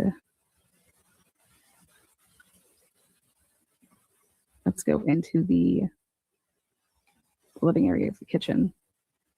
So like, see, like they redid everything. I mean, this place looks fabulous. But anyways, $239 per night. Again, because you're so close to the campus, you're so close to the bar. I mean, High Street. But hot damn to rent this out for $239 a night. Anyways, I was just looking at the area, and this is literally, you can see and watch everything happening from their house. Do you think he was there across the street? Do you think he was there across the street? I don't know. It's a fetch. It's a definite fetch, stretch. But it could be. It could be. Listen up now for our last video on this dive on Dr. Michael McKee, and whether he stalked. And let me know whether you think he was stalking Monique and Spencer Tepe. Listen up. Richards, former investigator at New Scotland Yard and host of the podcast's Crime Analyst and Real Crime Profile. Laura, thank you so much for being on. It's great to talk to you. You have this expression that I am fascinated to talk about. You say stalking is murder in slow motion. Take it from there. Yes, well, thank you for having me on. And I use the term murder in slow motion because I've reviewed and worked so many different cases where there's a drip, drip, drip before the murder. And I mean a drip, drip, drip of controlling and abusive behavior. And then we have the homicide event. And often people don't see the psychological and the emotional. People look for physical abuse. But what I often see is that coercive control and stalking, they're the biggest indicators of a murder in slow motion and escalation when a rejected or vengeful ex-partner wants to take revenge on a former partner. So we can see this behavior within the relationship too, and sometimes we call it stalking and coercive control within the relationship. But the post-separation abuse, that's when it tends to escalate. Okay, that's where I want to jump in. And I keep referring to this case as he's innocent until proven guilty. He's only just been brought before a judge for a 1-minute appearance. There's so much more still ahead in this case. But you've said that the separation step is the most dangerous time for domestic violence. Tell me about your experiences. Yeah, so what we see is that 76% of women who are murdered by a former partner, they're murdered at the point of separation. So we know that it's a high risk factor. And we also know with jealous and controlling behavior, that's the biggest indicator towards a femicide. And so people look for physical violence, but actually it's the coercive control and the jealous behavior that is a far greater marker. And at the point of separation, this notion of if I can't have you, no one can. At the point of separation. And now we're talking 8 years after the divorce is finalized. Wow. So typically this would be at the point of separation. Let's keep listening. That's the tipping point where a man, and it's often a man, it's when women leave men, and they can bide their time too. We do see a lot of the murders happen within the first month and the first 6 months, but I've also seen cases where it looks like a hiatus of even 8 years, but actually there's been a lot of behavior going on within that period of time. Well, that's fascinating to me because so far we've uncovered no evidence of physical stalking or cyber stalking, but I just can bet your bottom dollar that that's exactly what detectives are finding out now, having probably seized all forms of electronics in his apartment, his place of work, even a girlfriend or a friend he may have had where he had access to electronics. And so, and of course, the Tepe's electronics will have been there as well, unless they were stolen as the killer left the home. But I do want to say, like, the family says, yes, he was emotionally abusive. Yes, he made death threats, but there was no known physical abuse. So I'm just so curious about your take on something that, could fester for a decade, that never was physically abusive, but that could, if he's guilty, yield such incredible violence. Well, that's exactly what I'm saying. All of my research and analysis and what we know with domestic abuse, there's a term called coercive control. And it's actually the coercive and controlling behavior, the emotional abuse, the psychological abuse that underpins it. They're the tactics that are used. They're the far more significant indicators of an escalation to femicide. And that's why we mustn't just look for physical abuse. That is not the most significant indicator that something may well escalate. So we have to change what we look for. And equally, when we think about they were together for 8 months and then she separated and she filed for divorce, Monique did, in 2017, but they were only together for 8 months, a very short marriage. So I want to know what was going on in that marriage, and equally what happened to trigger her to move out. The filing said that they were incompatible, but something for me, there's something much more significant there going on. But like I said, the coercive and controlling behavior, we know that he's a surgeon. I've had many cases where someone is a surgeon, a doctor, a pilot, where they are very controlling personalities, control freaks. That's the biggest indicator of harm to women. Thank you for control freaks. And she also said that we have to change the way we look at these things. that just because we didn't see or have proof or evidence of abuse at the time Monique left Dr. Michael McKee doesn't mean it didn't exist. So thank you.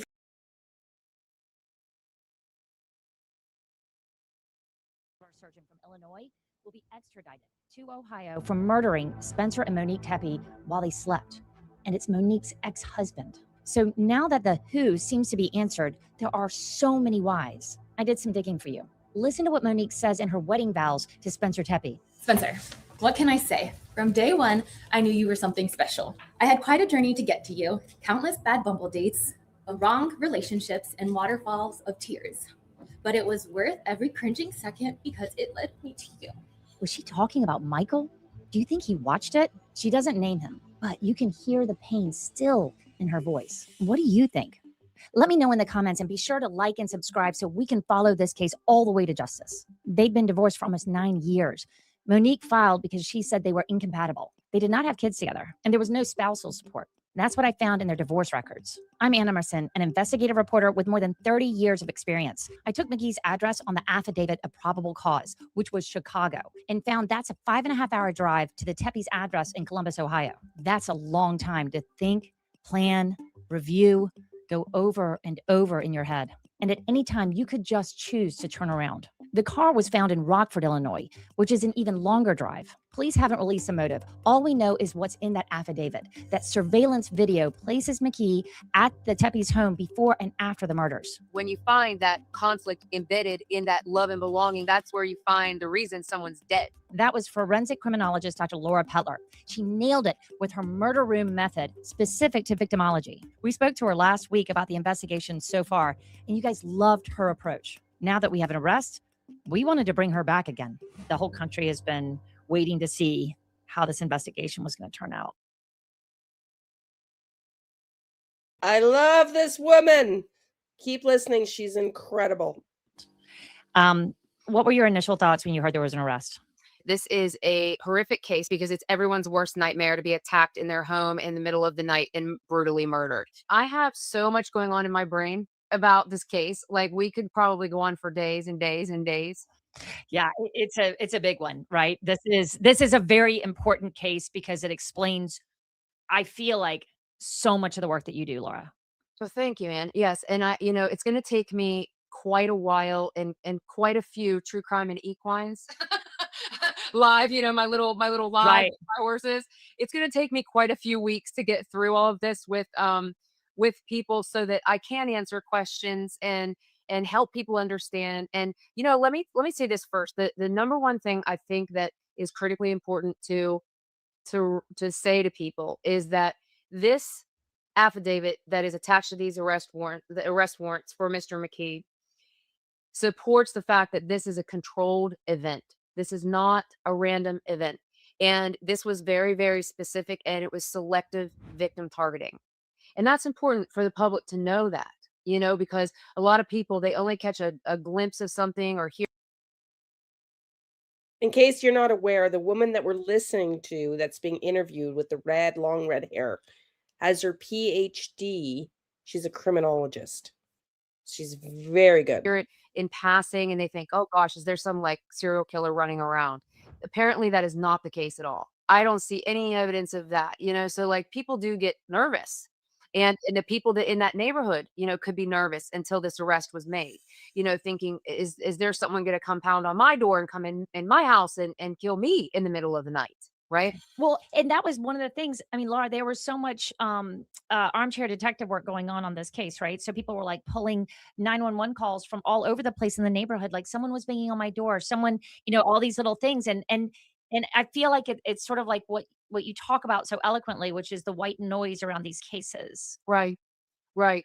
And, there's no evidence so far for me as a forensic criminologist of like some, random chaotic offender loose in the neighborhood, and then all the white noise around things like that, where people create so much drama and rumors and everything around all of the characters or particular characters in any kind of case. and things like that. So like, I really just wanted to, just from my perspective, which is not involved, I am not involved in this investigation in That's right. Ohio. Mhm. There's no information coming to LPA. They're not clients of ours. There's no operatives deployed in Ohio on behalf of LPA, overtly or covertly. And so, it's for me, for us, it's a targeted attack. Like I said last week, I Mhm. mean, to me, that's what it was last week, and that's what it still is today. Now we have a suspect. We have Michael McKee. The suspect was the ex-husband, is the ex-husband of Monique Tepe. I was nervous last week, that it was taking this long. I thought, oh my gosh, what is going on? Like, why is it taking this long? Who knows why? Only they do. And that's totally fine. But They wanted to get it right. I mean, what did he do? right? Yeah, for sure. What did he do after he left the house? Did he buy something? Did he sell something? Did he move something around? Like, what did he do that showed he benefited from these victims' deaths? Because the defense is going to argue there was no reason for him to kill them. They were divorced years ago. He had no dog in the fight. He didn't care who Monique was with. They're going to argue all kinds of things. But they're going to have GPS. They're going to have cell phones. They're going to have cameras. They're going to be looking at all of actually whether or not he wants to tell us exactly what his motive was. I It's agree. going to be a matter of just. I agree. But look what happened in the Reed case. Look what happened in Massachusetts versus Reed. Look what happened in that case. They had all kinds of interesting evidence that a lot of people believed pointed directly to Karen Reed having struck John O'Keefe and resulting in his death in the front yard of the Alberts home. Right. Then you have a bunch of other people who saw that same amount of evidence and said, no, that is not the same. Well, and what you're saying is we're gonna get to the truth and justice of this case by actually getting to the crux of the matter of what he was doing in that room to kill those two people the way he did. Yes, and it's going to take a lot of legwork, by the police department, because the prosecutor is going to need so much in order to prove the case. Should we put it into the murder room? Is that Yeah. the way we should do it? Let's do it. Yeah. So one of the things that I did, Anne, was I sent you a graphic of the murder room. One of the things that I gleaned from our conversation the other day was your viewers were really interested in the murder room process, but I didn't explain it from like a step-by-step. I just sort of jumped around the murder room because we're constrained on time. So I wanted to maximize particular pieces of the murder room process that were going to be most valuable to your viewers at that time. And this is such a cool process. Okay, I'm going to stop talking. I have to stop a certain amount of times for copyright issues. But yeah, I also wanted to say legitimately, we heard her go through this process that she created called the murder room. And it's so fascinating. Keep listening. And one of the things that I wanted to address was in a couple of the comments, I noticed that some people were a little confused, and it was my fault. It was my fault they were confused because I didn't explain just the structure right off the bat. So I want to do that. Okay. The structure of the murder room is this like triangle thing. The triangle down there at the bottom has 6 stages, and I like triangles. I like pyramids. You probably wonder why I like the shape of a pyramid. I like the shape of the pyramid because it's bottom heavy, and that's where you're building the most foundation. So there's 6 stages of the murder room, and that big pyramid at the bottom acts like your operating system on your phone. Every single thing that you're going to do in the murder room, you're going to run in and out of that pyramid. And so you can't operate an app on your phone without an operating system on your phone. Your apps have to go through the operating system. This is the same. So we use something called Bloom's taxonomy, created by Benjamin Bloom. It's what we call the theoretical framework in empirical research. And this is on like the really nerdy side of me, but just literally to explain it. So like I make sure that I'm clear for your viewers. We have 6 stages: knowledge, comprehension, application, analysis, synthesis, evaluation. Now, when a lot of investigators, especially when they're green as grass, and they come in very new, very inexperienced, they jump from knowledge to conclusion in the crime scene. That is a problem.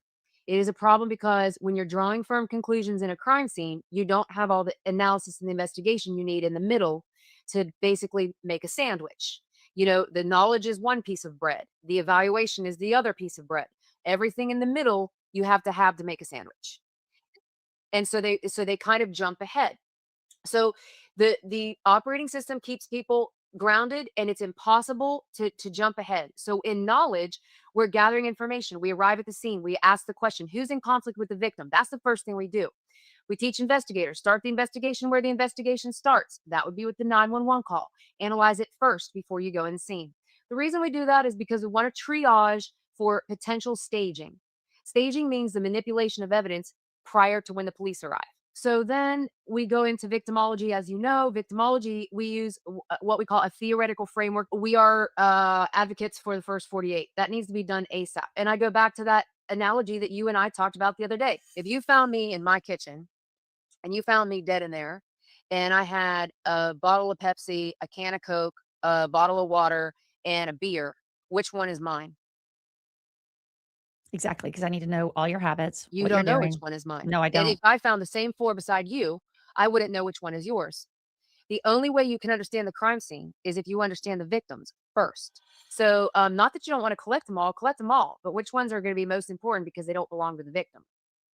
So once we process the crime scene in stages 1, 2, and 3, we move all that evidence into stage 4.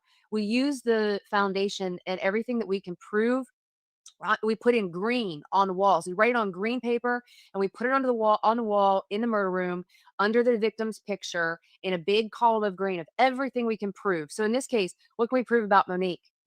We can prove that Monique was 39 years old. We can prove that she was a white female. We can prove she was the mother of 2 children. We can prove that she was a stay-at-home mom, things like that. You want to put everything that you can prove in the green column. Anything that you can sort of prove that you don't know exactly yet, you want to put on yellow paper and put that in the yellow column. And anything about Monique that you can't prove yet, but that you get information about in your victimology, you put in red. So you have 3 columns on the wall under Monique. Then you do the same thing for Spencer. Then we do the same thing for the crime scene. Anything we can prove about the crime scene, we're going to put in green. Anything we can sort of prove, we're going to put in yellow. Anything we cannot prove yet, we're going to put in red. The red's just as important as the green because with more investigation, what happens? Sometimes the red turns green. Right. And it's like, okay, awesome. We all know what a stoplight is. You know, you're always waiting for it to turn green. You're sitting at the light. You're like, okay, got a red light. But you know what? That light turns green and you go. And so that's the beauty of the stoplight method, you know, of in the murder room. So in analysis, we compare the wounds from the autopsy back to the victims. What do we know about their personalities? We know that, you know, Spencer is a creature of habit per se. He is a person who shows up for work every time at about the same time. He's on time all the time. This individual, Spencer, works with me, and he did not show up to work this morning, and we cannot get a hold of him or his family. Like, he is always on time, and he would contact us if there was any issues whatsoever. And I just don't know how else to say this. Like, we're very, very concerned because this is very out of character. So then we would compare everything we can prove about the victim to the wounds. Like, some people are going to fight back, Dan, and some people aren't. Some people are going to run. Some people are going to hide. Some people, of course, if you're asleep, you're not going to know that you're being shot or attacked. It just depends on the scenario. If you approach a person in the Walmart parking lot, you're a killer, you got a gun. There are some people who are going to be like, just don't hurt me. I'll do whatever you want me to do. And then there are going to be the people who go, oh, you want to rock and roll? We're going to rock and roll right here. And they're going to fight back. And so the personality the person. Are you guys enjoying it? I hope so. If not, we'll move on to something else. Personality of the victim is a direct divergent dualism with the offender. One person is trying to live. One person is trying to kill. They have 2 opposite goals. Well, and with Spencer, what we do know is that, well, what we were told on the 911 call was that he was off of the bed to some degree. There's a body. Our friend wasn't answering his phone. We just did a wellness check. We just came here, and he appears dead. Okay. There's blood. He's laying next to his bed, off of his bed, and there's blood. I can't get closer to see more than that. Okay, so you can tell he's obviously not breathing or anything? Yeah. We don't know how much of a fight it went on, but we know there were multiple shots to Spencer and then 1 shot to Monique when it actually happened. Yeah, and he may have to be neutralized. You know, if the gunshot wounds are not for the purpose of you know, emotional dumping into the victim, they're for the purpose of neutralizing and incapacitating that victim. And we won't know that. That takes that takes us to more on the crime scene dynamics and characteristics side of the house. Okay. And when I talk about this warrant here in a second, I'm going to address that whole piece of this puzzle. And so once we're finished with the analysis, we analyze the autopsy report, the crime scene reports, the crime scene lab reports, all the digital evidence. We create victimology, suspectology, and then decide if we're going to recon. Then we're going to recon. In this case, we would recon. Lasers are beautiful, of course, to recon. I'm a big fan of lasers as the Yeah. kaleidoscope system. That's my preference.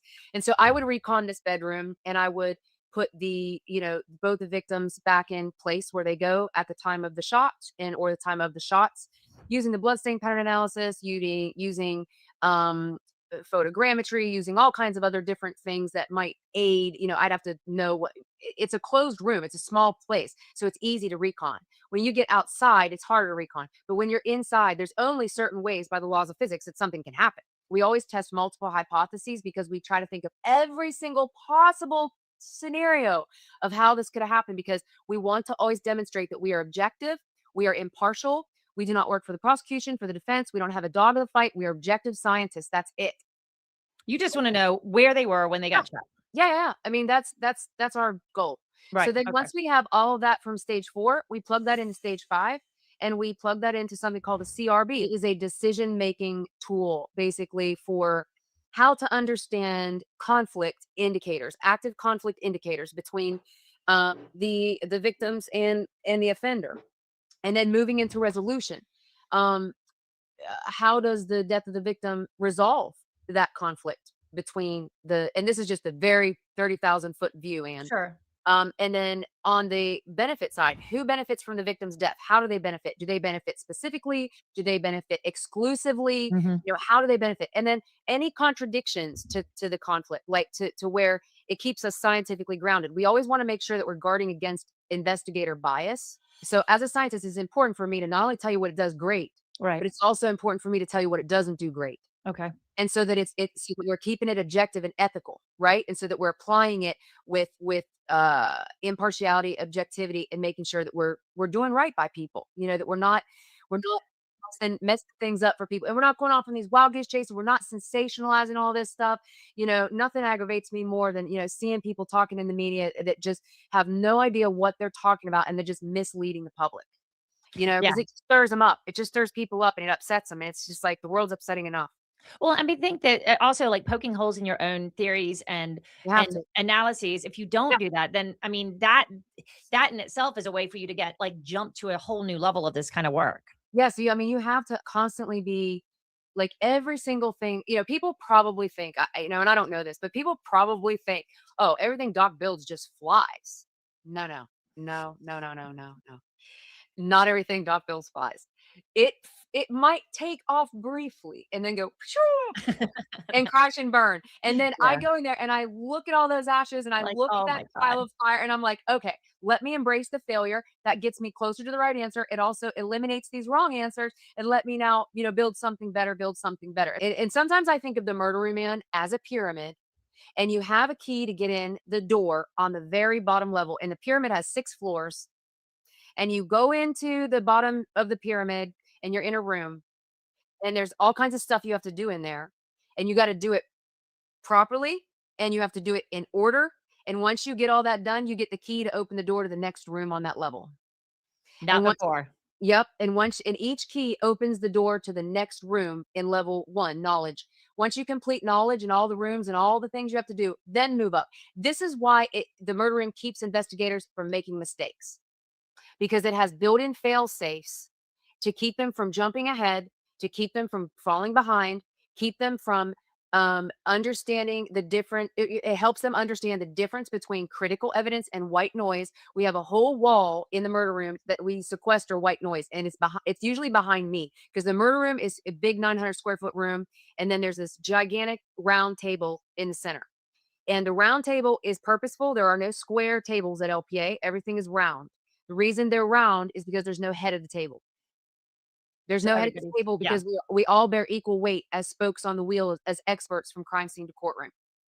So I am no more important than you are at the at the murder room because you're a 30-year veteran investigative reporter. You know your stuff inside and out. Your seat as an expert at the murder room table is just as important as mine. We bear equal weight. If we're sitting directly across from each other or category or whatever, that's why it's round, because we all bear equal weight of the case in the murder room. And I think I'd prefer to do what she's doing versus chasing the villains on the street, though. What do you think, Donna? Is that my age? Yeah, the investigator bias, and I love her process. And it's anyway, she teaches this to some police officers. It's clear others could use her teachings. We won't mention who, but some of the lower budget remote police agencies need her training for sure. Interdisciplinary, meaning that we draw our conclusions from each other. Like Dr. Ramsland, she might come up with her conclusion. Cheryl McCullum comes up with her. Carla Deese comes up with hers. All the different people in the murder room come up with their conclusions. Then I draw mine from theirs. Exactly. So you're all, yeah, I mean, and it all is pieces of the puzzle at the beginning, right? Right. So the CRB, who benefits from the victim's death in this case? Well, first of all, you've got to identify who's in conflict with the victims. So for whatever reason, which we do not know, this man allegedly, Michael McKee is in conflict with the victims, one or more victim, whether he's in conflict with Spencer or whether he's in conflict with Monique. Of course, that has yet to be told, but we know that he is allegedly definitely in conflict with them from the standpoint where we're alleging that based on the arrest warrants and what the affidavit says, that he used a firearm that he knew that was going to cause their death. On Tuesday when we talked, we identified this as being consistent with an anger retaliatory homicide. We can now take that forward and apply it to the intimate partner violence anger retaliatory homicide, which is different than just a regular anger retaliatory homicide. Okay. They're different. Yeah, so they're different.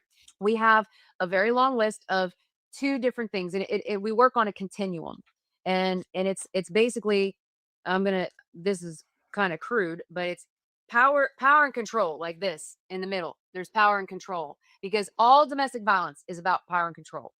All of intimate partner violence is centered on power and control. And then in certain cases, you have what we call plus anger. And then in certain cases, you have minus anger. So it ends up looking like this. Okay. So imagine you've got plus anger, you got OJ on this side, and you got Scott Peterson on this side. All right. Okay. So that's how that works. Both those murders are about power and control. In my opinion, of course, my opinion is OJ killed Nicole Brown Simpson and Ron Goldman. I'm never going to waver on that. That is my opinion. OJ is not only needing power and control over Nicole, but he also is angry with Nicole. Scott Peterson, opposite. Scott Peterson needs power and control over Lacey Peterson and Connor Peterson, but he is not angry with them. He just needs them out of the way because he wants a different life. He doesn't want child support. He doesn't want alimony. He doesn't want a costly divorce. He doesn't want all these things. So in this case, we do not know yet where the continuum is. That's what I was about to say. Like that's where you're at right now with this suspect. Let's talk a little bit about the actual affidavit, because this is important. As we all know, that in order to make an arrest, you have to have probable cause. And probable cause was established in this case, signed off by a judge. The investigator has to write an affidavit and then take it to a judge, and the judge has to decide, yes, you have probable cause. No, you don't have probable cause. Yes, I'll sign your arrest warrant. No, I won't. In this case, the investigator wrote the affidavit, took it to the judge. The judge signed off and said, yes, you may arrest this man. I think this will help tie things together for people. So this probable cause affidavit warrant is very, very, very specific, and it is 100% based on surveillance. And that is important to know, because a lot of our warrants in these kind of cases also are heavy on the physical evidence side. Like if you process the crime scene, you find DNA, you find this, you're going to see all that listed in the warrant. Sure, but you're not seeing that here. No, you do not see physical evidence. You do not see a confession.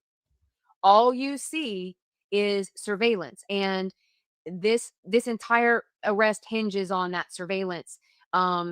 because the car was allegedly observed in the neighborhood near the Tepe's residence before the murders and then after the murders. And then he's in possession of the car in Illinois after the murders. Correct. And they also had released that surveillance video as a person of interest, but they have not necessarily tied that surveillance video to, as far as we know, that has not been tied directly. Do you think it's him? Do you think that's him? Do you think the good doctor, not the dentist, rather, Michael McKee, has a pigeon toe? Do you think his left toe turns in? Let me know if you think that is Michael McKee in the video. They haven't specifically said it, but it could be. What do you think? To the car being tracked to the suspect's car. Right. And, I was talking with one of my colleagues. We were looking at the photos really closely. And one of the comments that she made was, do you think that looks like he's wearing a surgical mask? And I thought that was so interesting. I have no idea. It's so grainy. I can't tell. I said, I see something, but I think it's their eyes. Like, I can't tell. I'm blind as a bat anyway. So I was just Right. like, I can't see. But it would be interesting to know if that ends up to be something that ends up coming out that the person's wearing a surgical mask. That'd be extraordinary considering that's what this suspect did, which is a vascular surgeon. Yeah. And I'm curious to know if he always carries a firearm, because is this guy a person that always carries a firearm, or did this firearm become part of his persona specifically for this?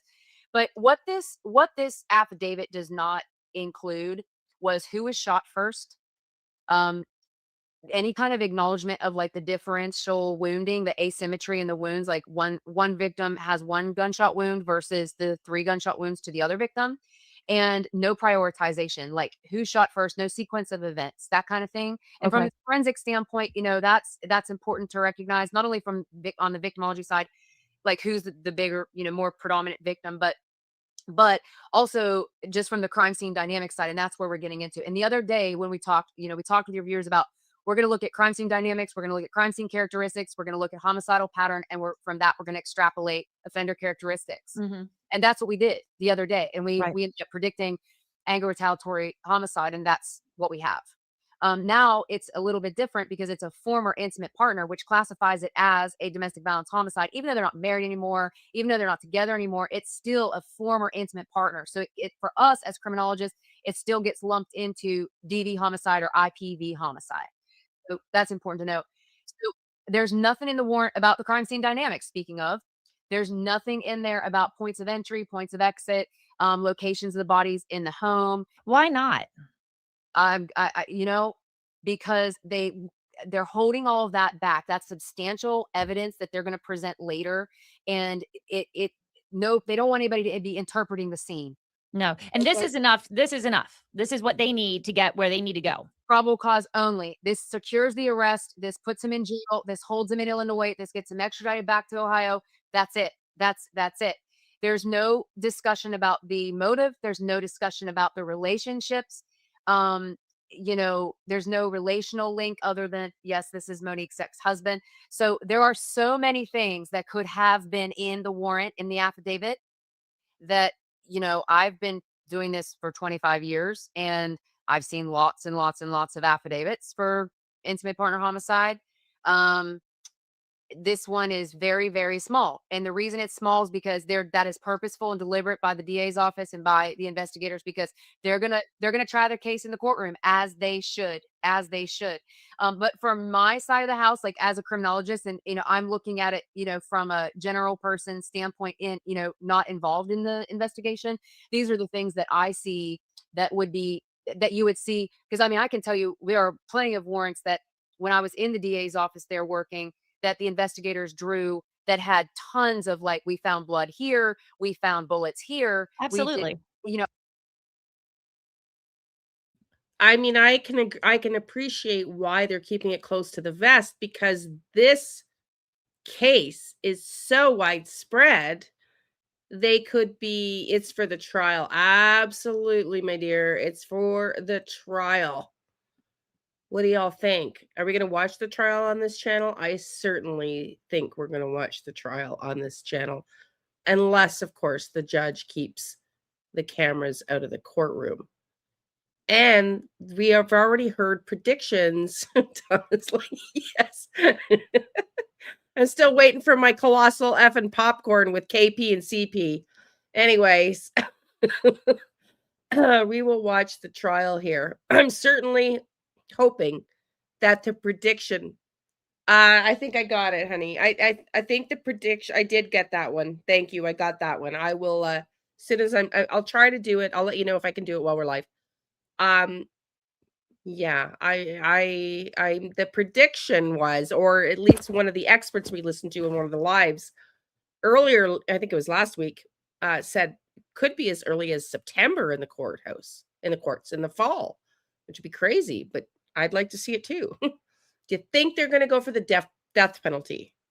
I'm not so sure they won't in this case. I'm not so sure they won't. Yeah, exactly.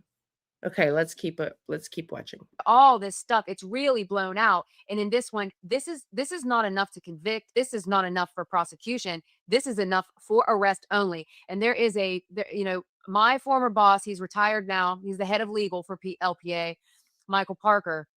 He always says, you know what, you can arrest a ham sandwich, but you cannot prosecute a ham sandwich. No, and one would hope that the prosecutor sees a lot more than this right now. Oh, there's so much more that they're holding. And so all they wanted in this public facing document was just enough to explain what they had to explain to make the arrest. It is a goal-oriented homicide, specifically for 2 targeted people by one particular offender. And that's what the warrant is saying. We're not going after 10 people for this. We're going after one person and arresting him because we believe he is the one responsible for the deaths of these 2 victims. Well, so Laura, at this point, like we've got this affidavit. As the investigator, what are you nailing down at this point in order to make sure that you have the right person? So now that we have a suspect, now we're going to run suspectology.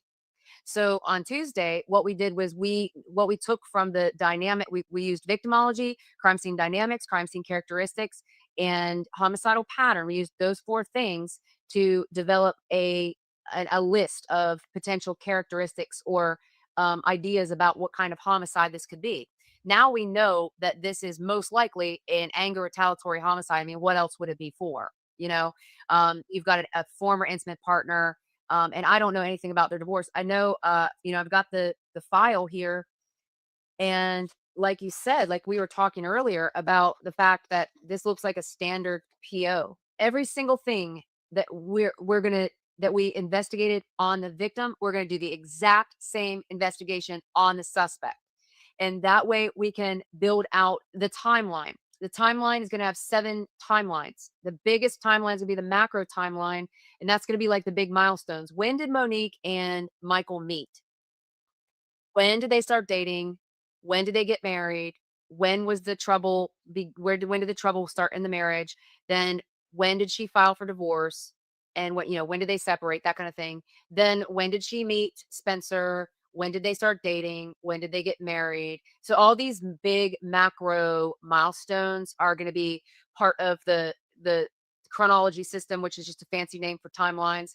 But we do 7 timelines here in the murder room because you need them all to explain to a jury why someone needed to be dead and how it is exactly that this particular offender, that the suspect, the defendant now in this case, the defendant is guilty of what the prosecution's alleging he or she is guilty of. So on my side of the house as a forensic criminologist, I'm gonna be looking at the anger retaliatory homicide as it applies to intimate partner violence homicide, which is actually my specialty, which is what the murder room was originally built for. Well, and so we go back to how we're going to be looking at a relationship, and basically when we talked about this on Tuesday, we were looking at the victimology, and that was the cornerstone of who these 2 people were that were murdered, right? And their relationship to a suspect, but to whoever murdered them, and trying to understand what was going on in their life when this happened. Are we still dealing with that victimology, or we've gotten there? Still the core, still your foundation. You're still bouncing everything off of it as a litmus test. So you're still using it as the foundation of that stage 4 analysis, and you're still taking information that's coming into the murder room and you're comparing it back to those victims. How does that fit in with the victims and who they are? So that foundation is solid. What you built in that first 48 hours serves as your foundation. And of course, as you know, there's things on the wall that are in yellow and red about your victims. And as your investigation continues, those things will hopefully turn, turn green in a lot of things. But it's normal to have a murder room set up where you look at the walls, you're always going to have some red. You're never going to know everything because none of us were witnesses to the incident.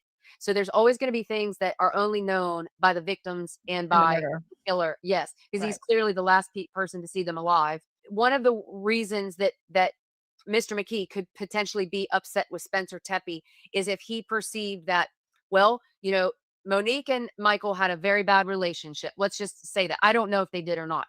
Well, But she spoke in like video that we've seen with her. We have heard her talk about how she had, and we don't know if it was in relation to Mr. McKee or not, but that she had relationships that had gone badly and that it ended in a lot of tears and a lot of emotion. And she actually says this in a video, like as she's marrying Spencer, and how Spencer sort of was her new, hope for the future. Spencer, what can I say? From day one, I knew you were something special. I had quite a journey to get to you. Countless bad bumble dates, wrong relationships, and waterfalls of tears.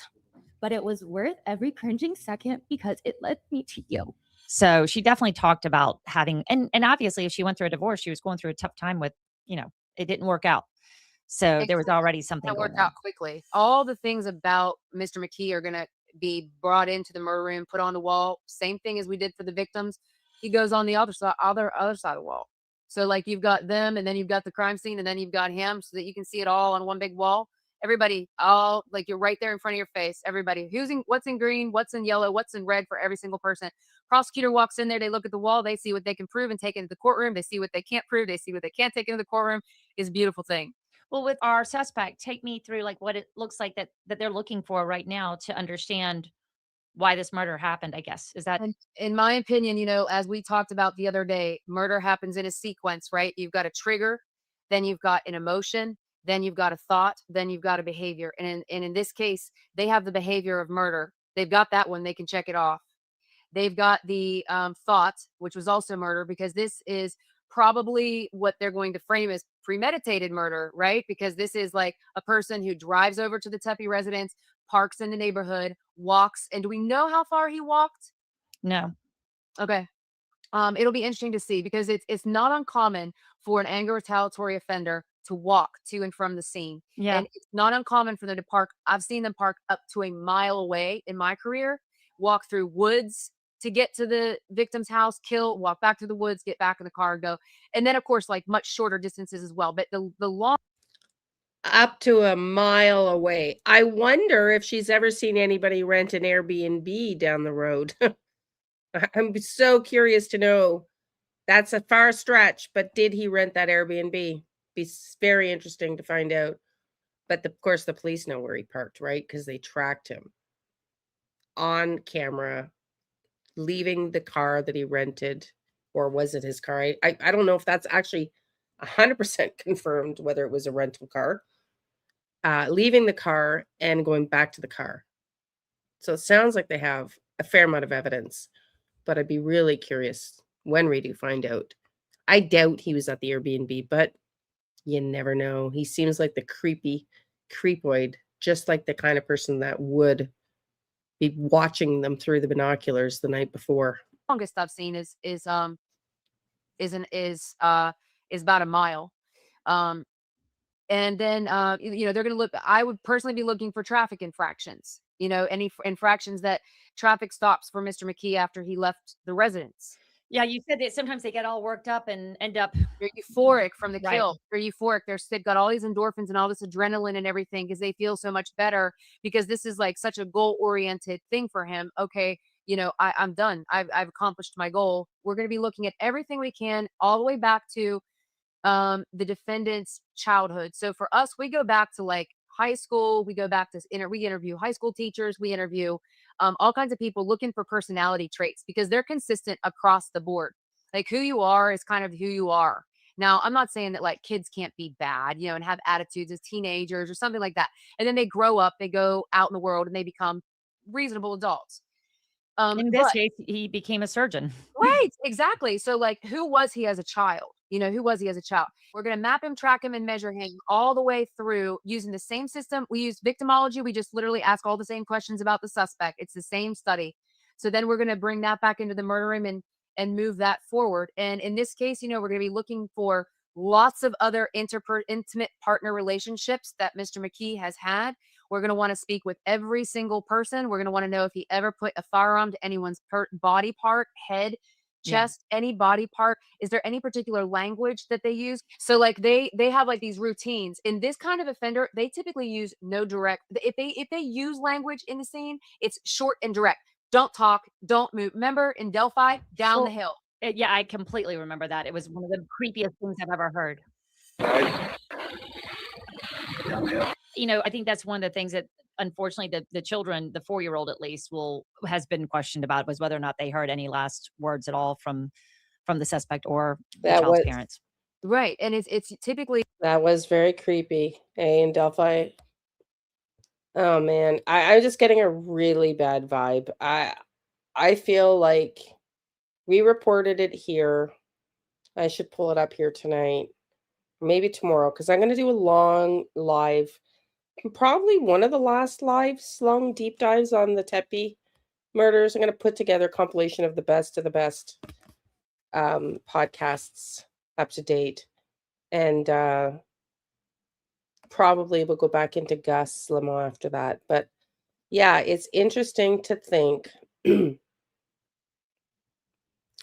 whether or not, when we reported here about the outside, the neighbor hearing the Tepes talking and seeing them talking to somebody at the night before outside for 30 minutes. And I'm so curious to know if that was him. Was that him? Did he show up claiming he had a problem? And they let him in. And because I just keep thinking to the cops' time frame of 2 to 5, a.m. And I can't help but think, did they watch him get out of a car at 2 a.m. and get back in the car at 5 a.m.? And we know this time of death was so specific, 3:52. Was it 3:52?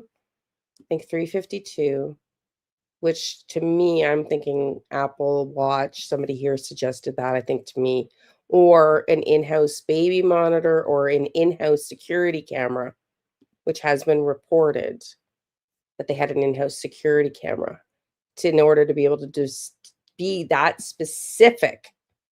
Now, they also don't have more than one time.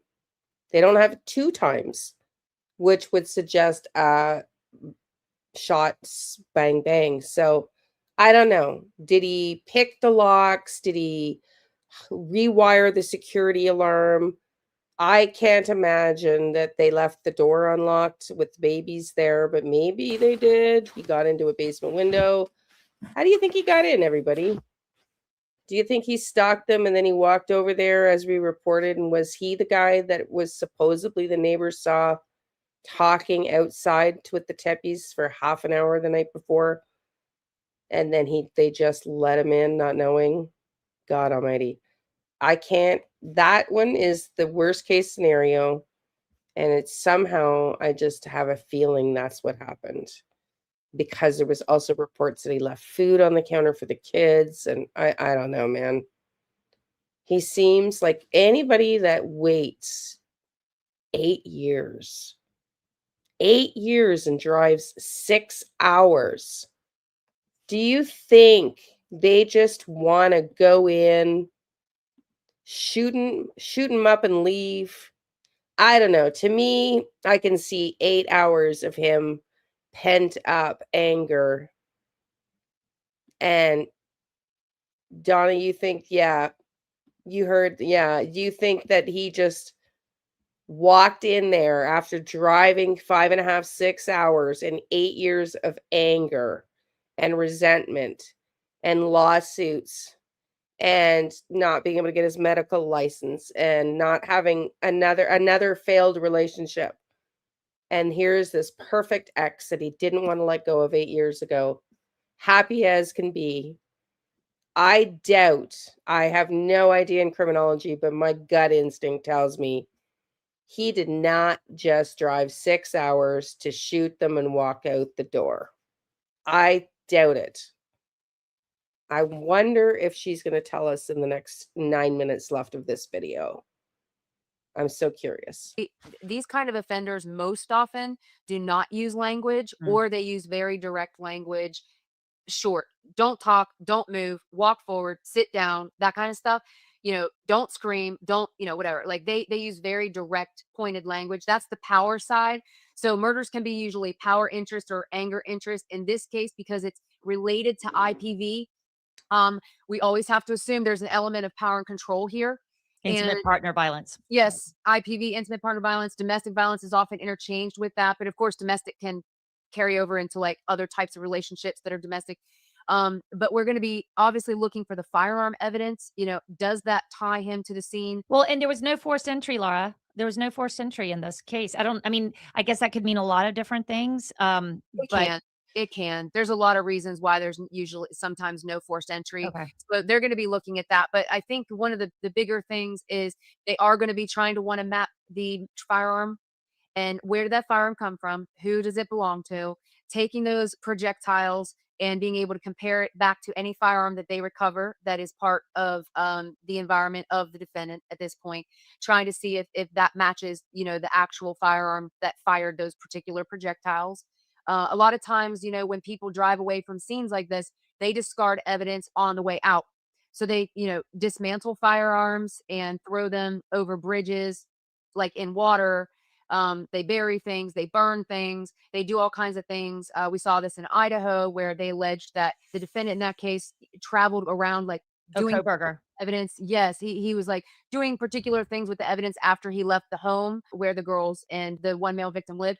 So like all of those kinds of things, we're going to be mapping that, tracking that, and getting that timeline tighter until it's down what we call the peri-mortem timeline, which is a minute by minute 24-hour timeline. Then we take that down and we crunch it down. So eventually we end up with 7 timelines. We turn this over to the prosecutor uses that to be able to lay this out, and then we move it forward to conflict resolution benefit in stage 5 in synthesis. We've gone through knowledge, understanding, application, analysis. Now we're synthesizing all the critical evidence, because in stage 4, Ann, we've now sequestered all the white noise and we just have the critical stuff. We're turning that over to the prosecutor and we're saying, here's your case. Okay. Here's everything that you've got. And then they, as prosecutors with their skill set, which is obviously different than yours, different than mine, they're going to say, okay, I can do this. I can do this. I can do this. I get this. I get this. Okay, here's where you guys need to flesh these pieces out a little bit more. They pitch it back to forensic pathology. They pitch it back to forensic criminology. They pitch it back to the coroner's office. They pitch it back to wherever. 100%. And I would think also right now from what we're seeing, just on what we're seeing in the affidavit, one of the critical points is going to be where that car sped up, where it slowed down. I mean, if they have access to the car, everywhere it went, they're going to have to track every single mile and that car drove at least, I think, 8 hours up and 8 hours back from the scene, because we're going all the way from their home in Columbus to Rockford, Illinois. Right. They're going to be trying to tie the physical evidence to this particular defendant, and then also have that supported by the surveillance evidence, which of course is the foundation for their probable cause for arrest. But they know this warrant is indicative of, okay, this is enough to arrest him. Now we need to go forward and figure out how we're going to prosecute him. They know this. They already know this is on the inside. And I can guarantee you 100% everything that we're talking about and that we know, they're all looking at us saying, yeah, you guys don't know what you're talking about. And I agree. I agree with them, because I know this, because I've been on the inside of that courthouse, not in Ohio, but just hypothetically speaking. I know that to be true, because on the inside of my own investigations, what was going on the outside was On the not public side, Yes. But it's important for the public to try to understand this from the perspective of, there's no rampant, insane, murderer running around Wineland Park. Well, in right now, like we've got a couple of minutes left. Can you tell me what we should be looking for to be coming out soon for us to better understand? I mean, we know this is the suspect is an ex-husband, that they had gone through a divorce, that he had been living in several states. What should our viewers be watching for right now as this case goes forward and they start prosecution and get it going? I'm going to be looking at for post-crime behaviors. That's where, like, going back to the mapping, I'm going to be looking for post-crime behaviors, and I think that's what we're going to be seeing. The stuff that may be coming out is going to be how he benefited immediately or specifically or exclusively from the deaths of Monique and Spencer Tepe. They're going to be that's what I'm going to be looking for in the post-crime stuff, where there is no murder if nobody's benefiting. So, like, if everybody else is cleared that might have had a problem with Monique or had a problem with Spencer, then okay, how does this guy benefit from their deaths? Is it just because he's angry with them? He was angry with Spencer for being the next person that she dated or something like that? What in the post-crime behaviors supports the fact that that this McKee guy is actually the person who killed them? That's what I'm going to be looking for, because that piece has to be extremely strong or it falls apart. And that's where we get what we call contradictions at the end. That's why where we guard for investigator bias, where we don't want the wrong person pursued, right? Absolutely. And you don't want them siloed thinking it has to be this person and it can't be, You have to be sure that it's that person. So when you've got the arrest now, okay, great. You've got the arrest, but what supports and actually is going to be used for prosecuting and proving? Because the surveillance is only probable cause. Probable cause doesn't prove your case in court. Probable cause is only for the purpose of an arrest. So they've got a lot of work to do. A whole lot of work to do. One thing too, and I think that's helpful to viewers to know, and this is something that happens to LPA all the time. People bring cases to LPA and they tell us, we know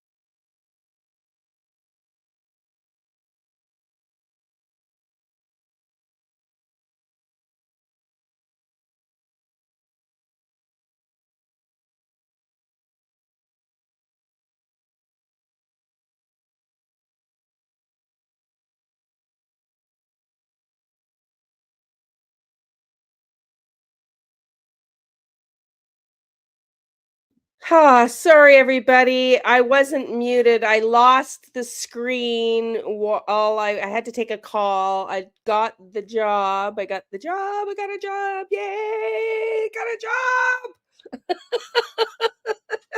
job. Sorry. Yeah. So I got the job. So we're going to go back on. So it was the last of that interview. And while I was trying to get it on this one, excuse me, thank you, everybody. That'll relieve a lot of my stress. Thank you. You want to know what I'm going to be doing? What I'm going to be doing? You're going to laugh. You're going to laugh. Okay. Careful not to pull a groin muscle here. Because you're going to laugh, because yours truly is going to be a retail sales clerk and a delivery driver for a weed store in downtown Ottawa.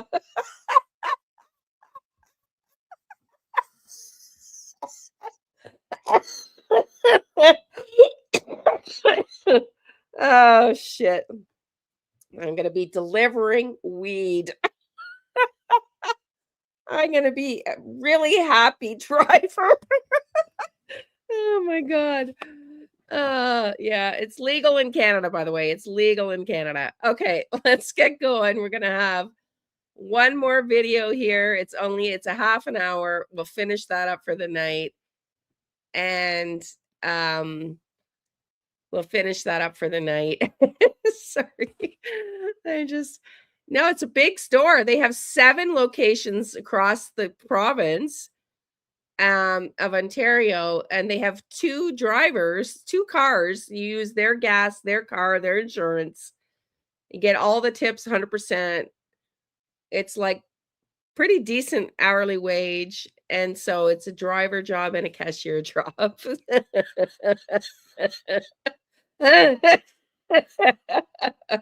And it's about all I can handle right now with my PTSD. I'm super stressed a lot, as you can still see. I'm getting better, but I won't be using any CBD while I'm driving.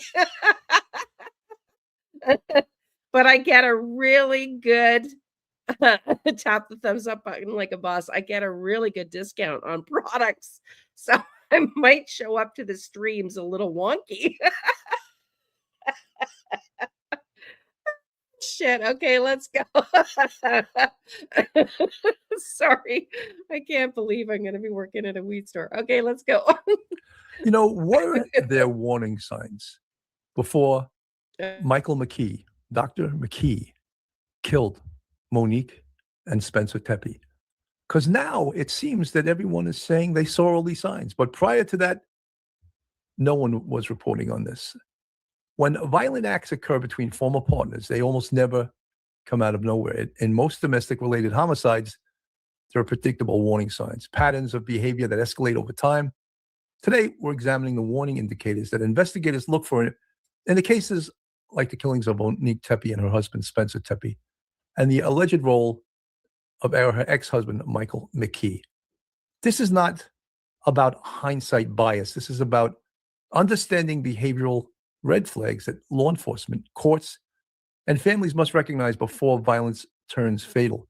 You know, in my time on the NYPD, I saw the response to domestic violence incidents change over the years, where there was sort of a laissez-faire type response where try to mediate it if you can walk out of there without having to put handcuffs on somebody. That was what was preferred early on in my police career. And then it did a full 360 where there was almost a zero tolerance, because what investigators and researchers found out was that when you didn't address the domestic violence incident through law enforcement involvement, i.e. arrest, that increased the homicide numbers. Some of these little disputes, these little domestic disputes, turned into more violence, and then the violence turned into murders. So the posture of police, not just in New York City, but across the nation, changed almost overnight, where it was almost encouraged to take enforcement against the perpetrator in these domestic violence incidents. One of the most consistent predictors of intimate partner violence is refusal to accept the end of a relationship. Attempts to maintain control after a divorce, repeated or unnecessary contact. Emotional fixation on the former partner's life. In cases like this, continued involvement or monitoring, especially after remarriage, raises immediate concern. When an ex-partner struggles with loss of status, control, or identity, resentment can build rapidly. A key investigative focus is how often and why contact continued. Red flags include contact unrelated to the children or legal matters, reaching out during emotional milestones, holidays, anniversaries, new relationships, attempts to reinsert oneself into daily life. So these are all triggers, and these are all the red flags. So we're going to discuss this. And were these things noticeable with Michael McKee, Dr. Michael McKee, vascular surgeon? Or now is it just noticeable because everyone knows what occurred? So folks, hold on to your hats, hold on to your loved ones, hold on to your thoughts, hold on to your prayers. You're about to enter true crime from a police perspective. You're about to enter the off the cuff zone, the police off the cuff zone.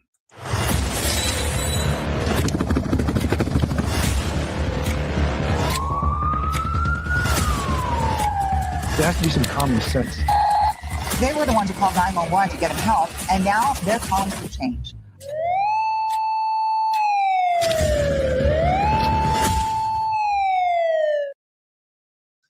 Folks, I'm going to bring with me today retired NYPD sergeant, professor at Albertus Magnus College in Connecticut, attorney of law. Welcome to the show, Professor Mike Geary. Welcome, Mike. Hey, Bill. Good morning. Good to see you. Thank you for having me on today. You know, Mike, I think that you were on the NYPD some of the same years I was. Yes. And disturbingly, we saw domestic violence, homicides rise. And as a response to that, it became almost a zero tolerance to domestic violence, and that patrol units, when they responded to even a report of domestic violence, even if it was unfounded, they were required to take a complaint report to document it, because I guess the department was afraid that police would do what we would call shit can reports of it. So they made responding patrol officers make a report, whether it was unfounded, whether the person didn't want to make a report, just to have it on record. Your thoughts, Mike? Yeah, Bill, I remember in the 4-6 driving by maybe wrong, bad addresses, wrong addresses. There'd be an empty lot there. You still wrote a quick outline of what we call a UF 61 complaint report, and you handed it in, and it got a serial number just to document the fact that a police officer was dispatched to an I-11 call of domestic violence. And even if you got there and it was unfounded, the building doesn't even exist, it doesn't matter. You had to write it down and put it down on paper. So if there was ever to be any litigation, civil or criminal, later on, you could cover the police department's ass. That's CYA. Absolutely. Folks, just a reminder, the Police Off the Cuff podcast is sponsored by FanDuel on the Believe Network. And folks, if you're not subscribed, hit that subscribe button, give us a thumbs up, make lots of comments, share. That helps our show. It shares, puts it out, and the algorithm grows. So I just think, in this case, it's quite interesting, Mike, because now all of a sudden, just as everyone has said, I knew it was him, no one knew it was him during this investigation. Everyone's coming out of the woodwork now saying, I knew there was a problem. No, you didn't, or else you would have called. As far as I know, there was no complaint report against Michael McKee. There was no order of protection. There was no talk when this first happened that he was suspect numero uno. But all of a sudden, everyone's coming out of the woodwork. Oh, yes, we knew it was him. He was abusive. He was this, he was that. But then why didn't you say something before this? Even if messages appear civil on the surface, investigators in regards to domestic violence look for frequency, persistence, and timing. These patterns can indicate emotional dependency or unresolved grievance, both risk factors for escalation. Quick reminder, if you're looking for real crime insight, like YouTube theories, this channel is different. I'm a retired NYPD sergeant, and on Police Off the Cuff, we analyze cases the way cops and prosecutors do, what matters, what doesn't, and what the internet gets wrong. If that's the perspective you want, subscribe now, because this isn't entertainment, it's experience. So, Mike, again, I can't and I know there's going to be a lot of people in our audience, and sadly, that are victims of domestic violence and have experience in this. So if we can help you through our advice, I feel very good about that. But in this case, again, we can't just say, and people can't just come out of the woodwork and say, all the signs were there, but because truthfully, they were not. And now people are coming out and saying they are. Your thoughts? Yeah, Bill, when you look at this couple, you've got Mike McKee and Monique. They were married years ago. Neither one of them had any real money. I think he was still in medical school. I think they were living in Virginia. They get married. They separate within about 7 months. It takes about a year after that to finalize everything. And they base their grounds for divorce on incompatibility. There's no objective evidence that I know of in any court records that would indicate that he was verbally, physically, emotionally, sexually abusive towards her. They separated. 10 years later, about 8 years later, here we are. And this just obviously because he's the killer, it's considered a domestic violence kind of context murder. But at the time, the prosecutor's going to be looking now. The detectives are going to be looking, because if you want to say to the jury that domestic violence, jealousy, and rage and revenge were the motivating factors, you have to objectively prove that in court. And if you don't have any like hate emails, hate text messages, anything like that, the prosecutor is not going to go with that angle later on. Hindsight's 2020. Everybody's a genius after the wheel's been invented. But before then, people were like, yeah, we have no idea who this could have been. The police know that exes are always up there on the list. But even for the detectives here, an 8-year separation between the divorce and the homicide, unless there's something objective, he would not pop up to the #1 spot in the suspect list. That's absolutely true. This is Banfield today, and everyone's talking about this, No kidding. No kidding, he wouldn't pop up on anybody's radar after 8 years. Yet, we also heard, I think it was yesterday, one of the experts say it's also not that surprising, right? Was it I think it was the FBI girl from that Brian Enton interviews, who's been really hands-on in this case. I think she was also lives near the Reiners. She was in the Reiners. Yeah, exactly, Donna. I'm wondering if it was the lawsuit that triggered that, you know? But anyways, sad. The whole thing is so sad. Yeah, the signs were there. Were they there? Okay. The warning signs. Now everyone's noticing them, but prior to this, they were not. This is from Banfield. Petler, a forensic criminologist who's been writing about this very case. Laura, thank you so much for being on. I really appreciate this. Look, I spoke with the Tepe's brother-in-law a week ago, and it seemed as though there was no one on the radar for the family members as to who could have done something this awful. But now he's saying that there were these red flags, that Dr. McKee had threatened Monique Tepe's life when she was Monique McKee. And I just wonder, how red a flag is it when someone makes a death threat to the person they're married to? Hi, Ashley. Thank you so much for having me. Yes, so absolutely, the death threats in an intimate partner relationship are basically a huge warning sign, and it's always best to view them in context of it's shifting, like the conflict between them is shifting between emotional conflict to potentially a behavioral conflict, where maybe an abuser is going to then move from just thinking about hurting the victim to actually acting, and that becomes lethal for a domestic violence homicide victim. I mean, I suspect if there's going to be a trial, I mean, that's, obviously there can always be a plea bargain, as we saw in Koberger, but if there's going to be a trial, I sense that a lot of this stuff is going to come out in court, the things that were said, the things that were threatened, etc. And they matter to juries.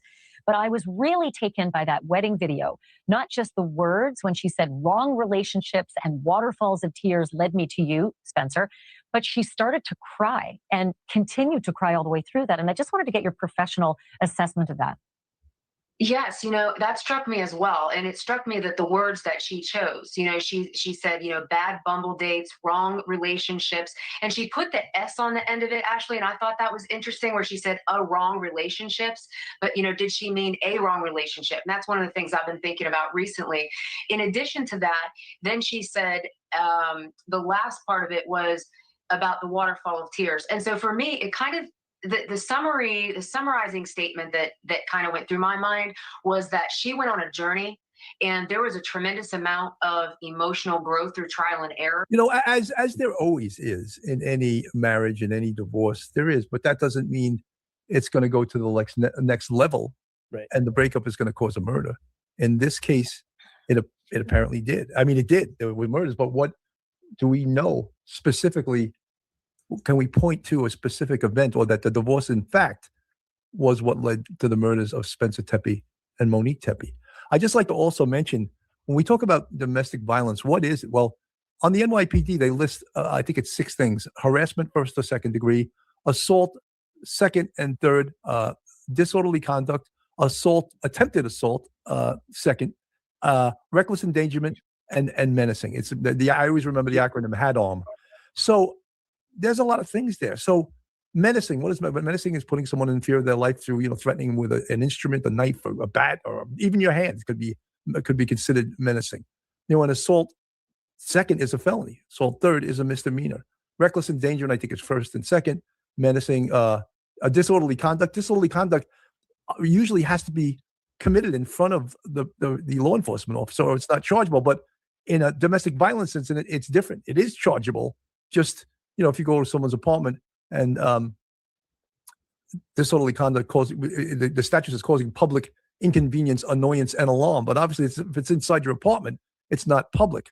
So it sort of was tailored to a domestic violence incident. So those are the charges. But as I said earlier on, they were encouraged in NYPD, and I think police departments across this nation, not to walk away from domestic violence incidents, but encourage officers to make the arrest. Mike.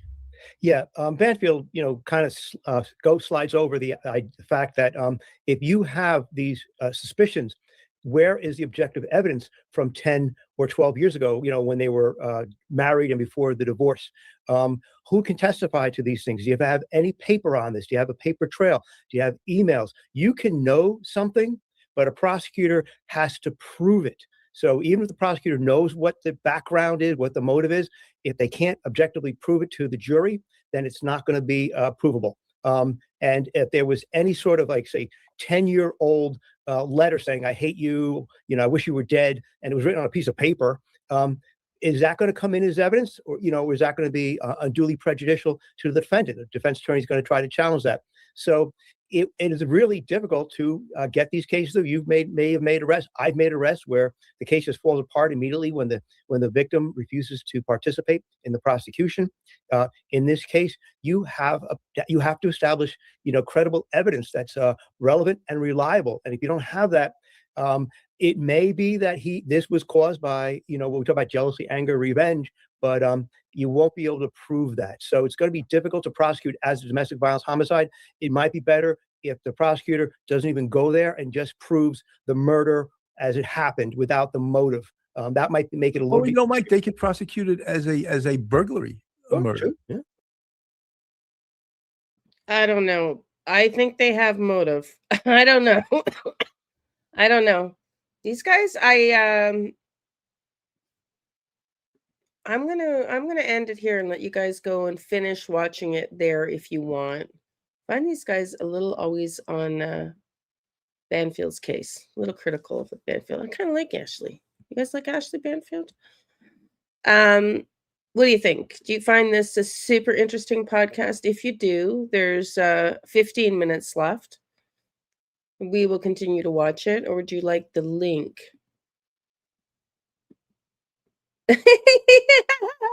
Is that, I like the dots. Is that supposed to be the new look?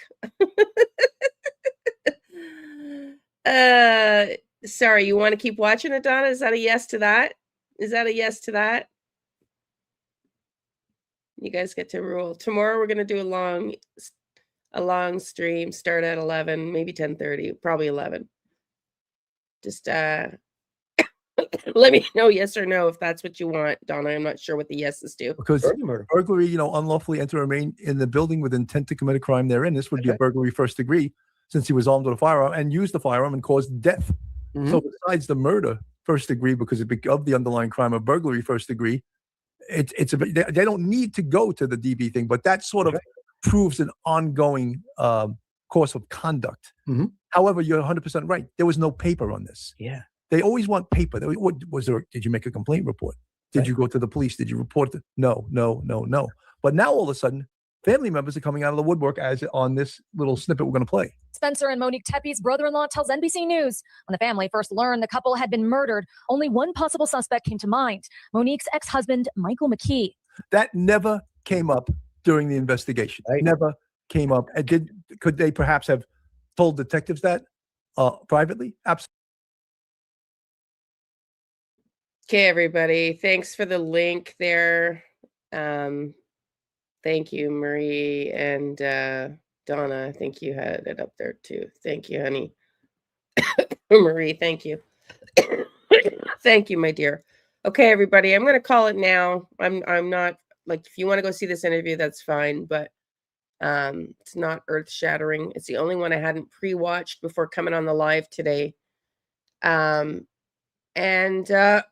we'll see you tomorrow morning. I think tomorrow will probably, unless you guys say otherwise, probably to be our last long deep dive in the Tepe murders, unless there's more that comes out. And if it continues to have new information coming out, we will continue to cover it. And then I'm going to not be able to run 2 lives a day for a few days, but but I'm going to do 2 lives probably as long as, if this is running, the Tepe murders is still running, I'll run it and I'll start Gus if it's still going on in the next couple days. Otherwise, we're going to move from Tepe to Gus. Thank you, my dear. Oh yeah, my baby's army. I wanted to say, you made a really good point about he must have known the code because you're right. That was a really good point I wanted to say. He wouldn't have taken the 6-hour drive if he didn't.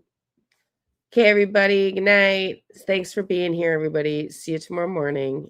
Love and light.